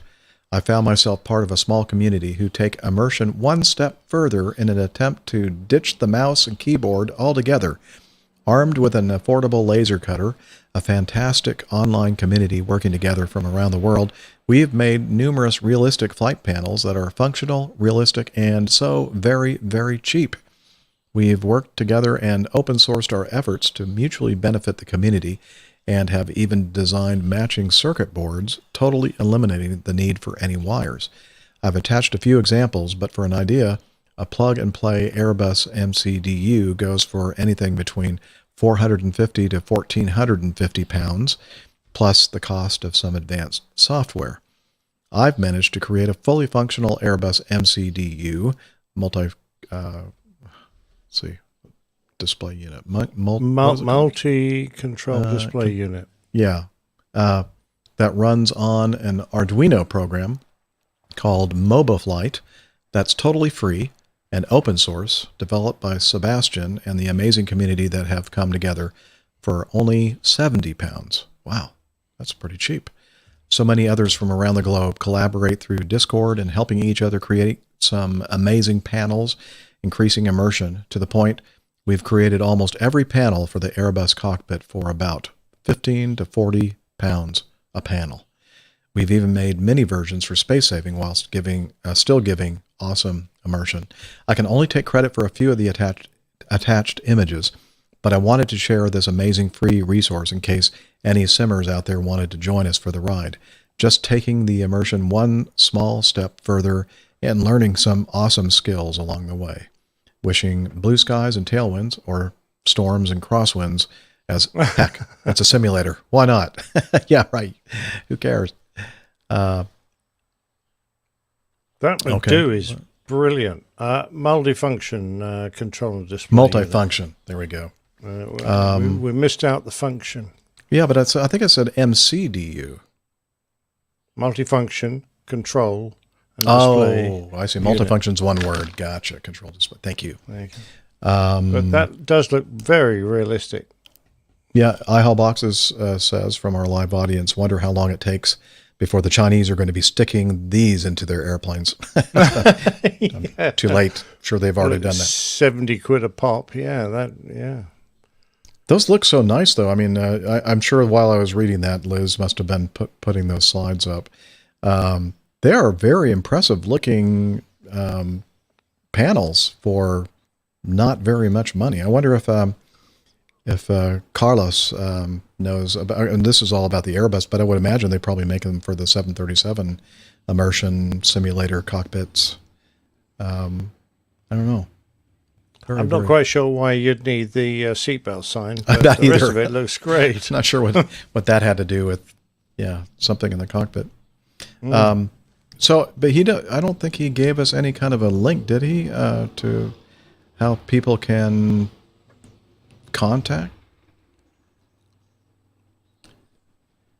Yeah. So Adam, if you don't mind, if people want, I'm sure that people are going to see this, especially after seeing the show notes and seeing the pictures, if they're listening to the audio only version of the show. They're probably going to want to figure out how they can get their hands on this kind of kit. So if you could give us some contact information or a way for them to... Okay, and Liz said that she's going to email Adam regarding that in case he doesn't hear this part of the show. Thank you, Liz. And then if we get that information for you, we'll definitely give it to you, because that's pretty amazing, I think. Yeah, absolutely. And there are a lot of people out there who just want to get the full experience. If you're going to fly a simulator, they don't really want to have pictures, screens showing the instrumentation. They want the actual instrumentation. Right. This looks brilliant. Yeah.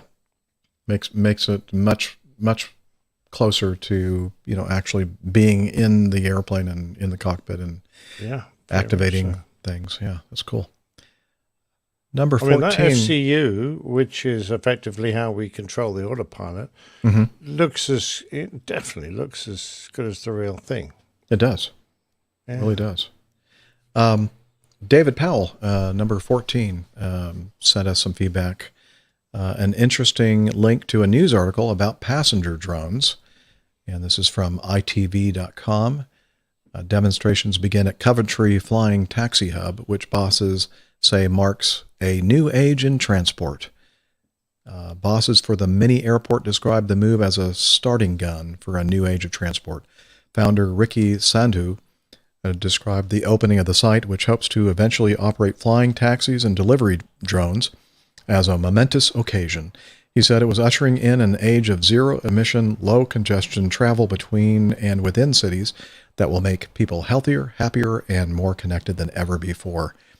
The Coventry demonstration will showcase the future of how people will travel, seamlessly integrating with other modes of transport to create a greener, more connected future. Whilst flying taxis have yet to receive government approval, the port will be holding public demonstrations which aim to showcase what future travel could look like. The drones team from West Midlands Police will also be using the event to hold demonstrations of its latest technology. In a statement, Inspector Mark Caldwell said it's an exciting time for the development of police use of drones. Drones offer a cost-effective and environmentally way to enhance our force operations. I know there's something missing there. Environmentally friendly way. Okay, yeah, I'd go with that. As a force, we receive over 2,000 emergency calls a day, so the possibility of using drones to innovate the emergency service sector is endless. Awesome. And I think we were noting before the show that this port, zero emission, what do they call it? Hub, flying taxi hub, kind of looks like a space saucer that landed.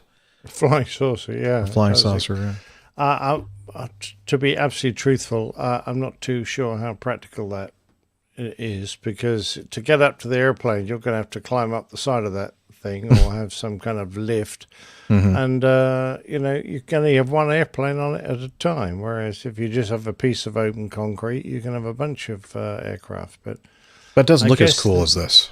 Yes, I think that's the point. You've got to get people excited on the possibilities and make it look good. But yeah, there you go. All right.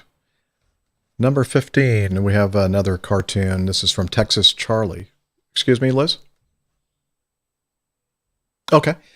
Texas Charlie sent us this feedback, a cartoon.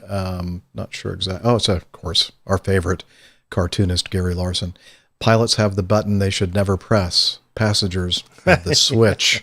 And, of course, it says, fumbling for his recline button, Ted unwittingly instigates a disaster. And, of course, you'll have to see this if you look at the show notes to see this. But there's a switch there, along with all the volumes and channels for your in-flight and entertainment system and light control and flight attendant call button. There's one that says, wings stay on, wings fall off.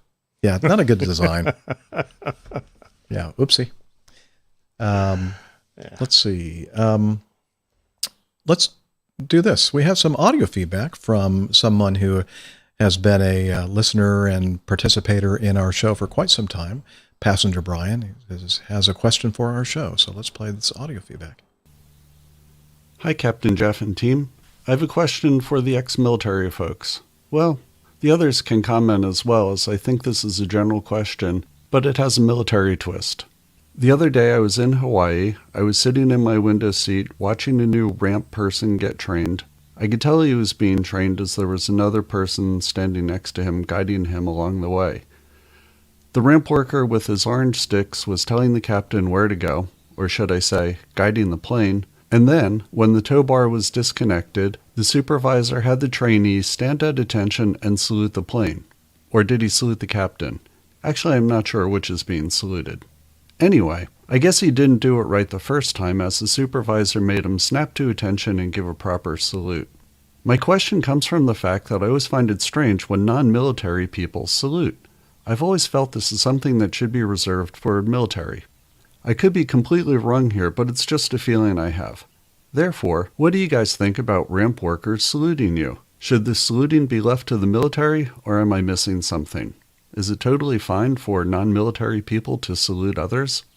Just wondering and hope you could share your opinions. Also, if I could, I wanted to give a plug for my show and website, thejourneyistoTheReward.org. And again, the .org is the important part, as .com was taken. It's my quest to fly 3 million paid miles on United Airlines and obtain 1K status for the rest of my life. Our main man Micah is my captain, guiding me along the way, helping me document my journeys. As such, I finally have the show listed on Apple Podcast, Spotify, and hopefully soon Google. Therefore, it would be greatly appreciated if the fine listeners of Airline Pilot Guy would have a listen to my show, know what they think of my crazy adventure. Emails can be sent to brian@airplanegeeks.com. As always, thank you so much for doing what you do. Remember, be safe and fly safely. This is Pasadena Brian. Brian. Shameless plug. All I can say is...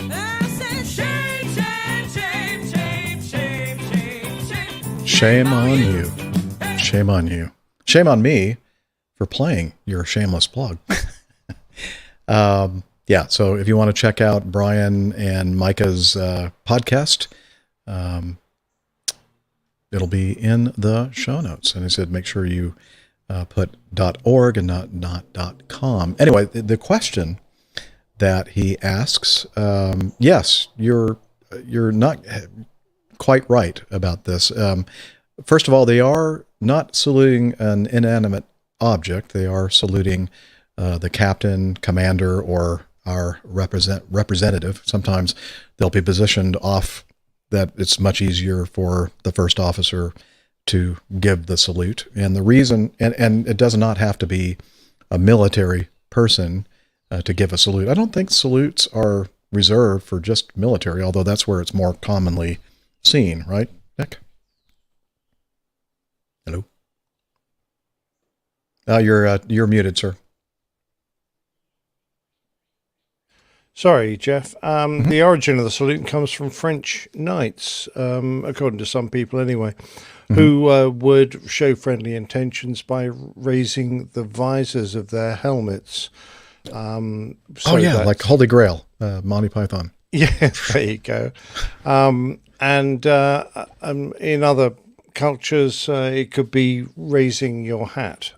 So putting your hand to your hat or to your head was, considered a salute of sorts and a friendly gesture.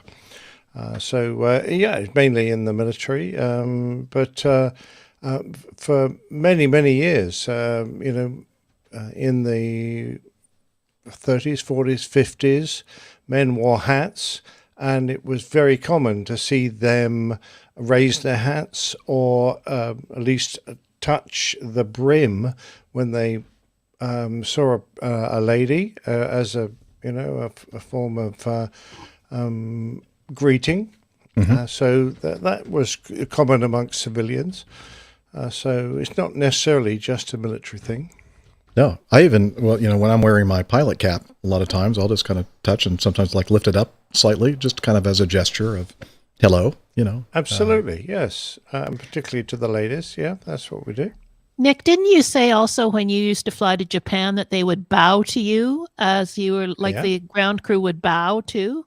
Sometimes? Most certainly, because that's their indication of respect, of deference. So yeah, the ground crew would do a bow to the aircraft as they completed the last, removing the final pins and unplugging. They would bow, and as you came onto the airport, the security staff would come onto the crew coach, and they would stand at the front, and they would look at the captain, and as the captain, I would show my ID, and that would be all that would be required, and then I would receive a very formal bow, sometimes a salute, and then they'd walk off again and let us through. So, yeah. But this habit of the ground crew saluting aircraft is a very American thing. I don't see it in any other country other than America, or didn't. And you wouldn't have got it in the United Kingdom. You would get a wave, probably. And more importantly, they would do the important bit, which is hold up the damn pin, which is the last thing they've removed from the aircraft, so that you know that the nozzle steering is now unlocked and you're free to taxi. So that would be the final thing. But you guys tend to do it a bit more formally over in the States.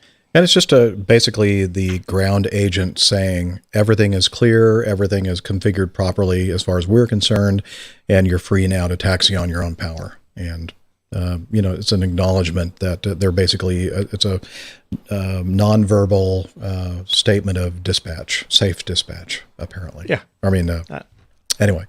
And what was I going to say? So it's funny, though, you can always tell here in the U.S. where, a salute is a traditional thing. The ground personnel, ramp workers who were probably either currently military or previous military people, because they give the best snappy salutes that you see. It's pretty amazing. It's a lot of fun to see that. Yeah, so now Tim Van Ram in our live audience says, now the cap is worn backwards and the hands are holding up baggy pants. And that's why, so now it's very difficult to salute by putting your arm behind your back and trying to touch the cap of your hat. It's almost impossible for me to do it. I don't know what they're touching back there, Liz. But anyway, yeah, good question. And it's just a way for us to know that everything is finished on the ground and we're good to go. And speaking of the pin, every airplane I've flown except the McDonnell Douglas products, the DC-9 variants that I've flown and I'm currently flying, there is no pin that you use for the nose wheel steering bypass. It's actually, it's like a little lever that they, and there is a pin down there. There's a cotter pin that, but when it's disconnected or, connected with the cotter pin, then the nose wheel steering system is deactivated for the pushback. But then once they've disconnected the tug, they'll remove that cotter pin, and the little thing will be in a flyaway position. But there's no actual pin with a streamer on it. So you just have to hope that they've properly configured that particular flyaway switch. And you'll know right away, because as soon as you start trying to steer the airplane and the tiller is not moving, that they didn't. So yeah, it was very much belt and braces on the Airbus that I flew as well, because you had an indication on the memo panel that the nose wheel steering was available to you or not. Oh, okay. So, yeah, we don't have that. As soon as they pulled that pin, that memo cleared. So you could tell that they had actually done their job. You That's didn't clever. need to see the pin. Yeah. But they did it anyway, so it was belt and braces. Yeah. And more importantly, you needed to see the guy who was clear of the aircraft, because the number of safety incidences we've had in the past where the guy's been busily trying to remove the pin from the nose wheel steering, and the captain is still there, has assumed he's clear and started moving. Yeah. Well, you can imagine, a 300-ton airplane going over your foot is not funny. Even though I'm laughing. No, it's not a laughing matter for the person that gets squished. Exactly. Oh, I Haul Boxes gives us another comment. They gave us the nicest salute right before we jumped the chocks.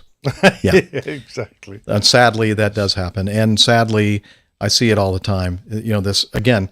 A lot of the ramp agents do this properly, and they wait until the tug with the tow bar and the other wing walker is well clear of the aircraft before they'll give us the salute and let us know that it's clear and you can go off to the runway. But sometimes, the tug is like right in front of us, and they're giving us a salute, and I'm going, "Yeah, I don't think it's clear. I see it's like right in front of me. Yep. There's no way I can maneuver the airplane and not hit that thing." So I think it's just a misunderstanding for them. They don't understand what they're really trying to communicate to us. Yeah, having been through so many different handlers, because contracts change year by year. The ones I always liked were the ones where because we can't see the tug in our aircraft. Mm-hmm. It's way down under the nose.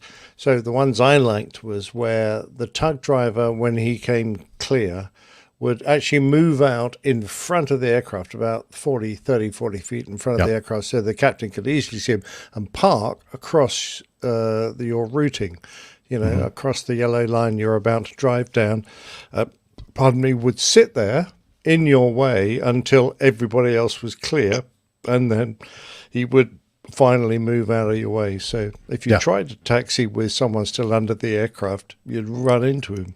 Mm-hmm. Pardon me. That's the way to do it. The same thing with the L-1011. We couldn't see the tug because it was well behind the cockpit area. The nose wheel was like 20-something feet back, I think, from the nose. I remember one time we almost started going before we had received the all clear salute, and we just all yelled out to the captain, "Stop!" No, it's not time for us to go yet.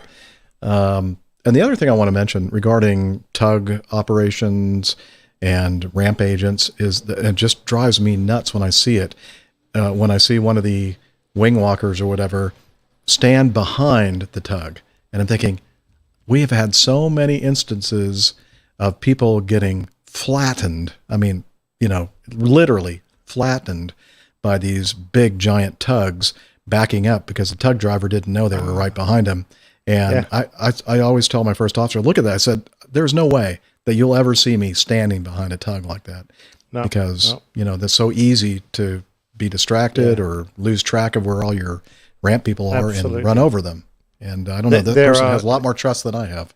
Yeah, there are so many dangers around the aircraft you don't realize. When you're doing a walk around, you often meet these baggage trains. There might be 10 little carts all connected up with a tug at the front. We're bringing the baggage to the aircraft, and it's just sitting there, and it's in your way. So you step between two of these carriages to get on and carry on and do your walk around, which you should never do because you never know when you're always tempted to. Yeah, exactly. Is going to set off, and if you're halfway across when it does it, you're going to get taken out. Yeah, it's just not funny. There's just so many dangerous things. I do remember it was Newark actually.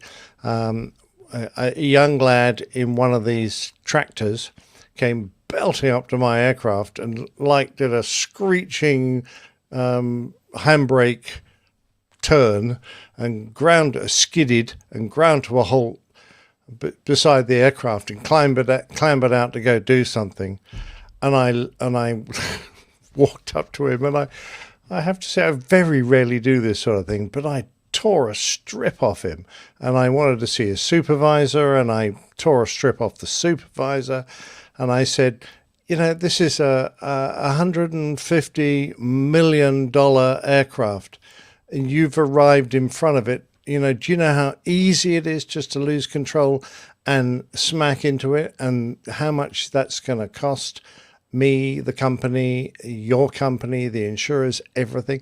And I got nothing but stares and glares as if, what am I doing? Just the captain of my airplane trying to protect it, telling these guys off. They were really offended. But, sometimes you've just got to tell them how it is, and you know, tell them to behave. So true. I don't know what good it did. I doubt it. Yeah, probably did some good. I would imagine they'll probably remember it. Yeah. Okay.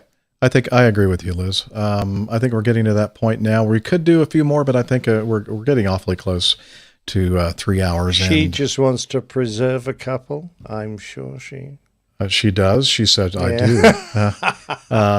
But it's easier for me editing, and it's easier for people to consume something under 3 hours. So unless I keep on very much so, yes, yapping here, we're going to be over. They've had enough of us, I'm sure. Yeah. So, unfortunately, Steph wasn't able to join us today because of that thing. What do they call that? Job that she has. And so we missed you, Steph, and we missed Nick Camacho, Macho Man. He's on a business trip, do another job thing that he does, and he couldn't make it with us. So we're sorry that they weren't able to. What's this strange word you'll keep using? I don't know. It's just I'm not really sure I understand it. But anyway, so we're glad that we had you, Captain Nick, and Miami Rick, and Liz, and we appreciate everybody that is here with us in our live chat room. You're part of our crew too. And of course, all of you listening out there, either live or playback. And we're going to point you now to our website, airlinepilotguy.com. Oh, before we do that, though, we're going to tell you that if you want to send us feedback at airlinepilotguy.com, if you want to use email. And if you send want to lots in now, because we covered a lot. We need some more. We need to fill the hoppers up. So send it in. Uh-oh. Now you've done it, Liz. They're going to just the make floodgates will open. Yeah. Anyway, we have a website, airlinepilotguy.com, where there are a lot of information about the crew and the community and the community calendar. I said community calendar, and merchandise and so much more. So please check out airlinepilotguy.com. And we're also on social media, or what I like to call the social meds. Captain Nick, would you do the honors, Yes, please? we most certainly are. And I'm frequently, as is Liz, on Facebook, answering your questions and forwarding information about the show. And you can find us on Facebook at Airline Pilot Guy, all one word. And also on Twitter, where our handle is at APG Crew. Steph and I tend to be on Instagram as well, although generally I just post the artwork. So you get a quick preview of the artwork, and Steph does a lot of her own stuff, but that's APG Crew, a bit like Twitter. There you go. And we're also on Slack. You're part of our Slack team. And, I think Hillel's filling up the bathtub this time, I think. Hillel? I think he's filling up a swimming pool by the sound Hillel, of it. Can you do the Slack thing for us?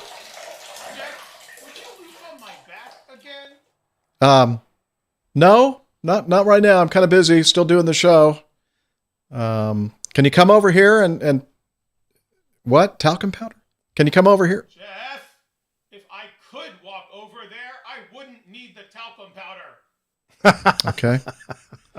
Well, seems like he's experiencing an issue, so I guess we're going to have to play the recording of him telling us all about Slack again.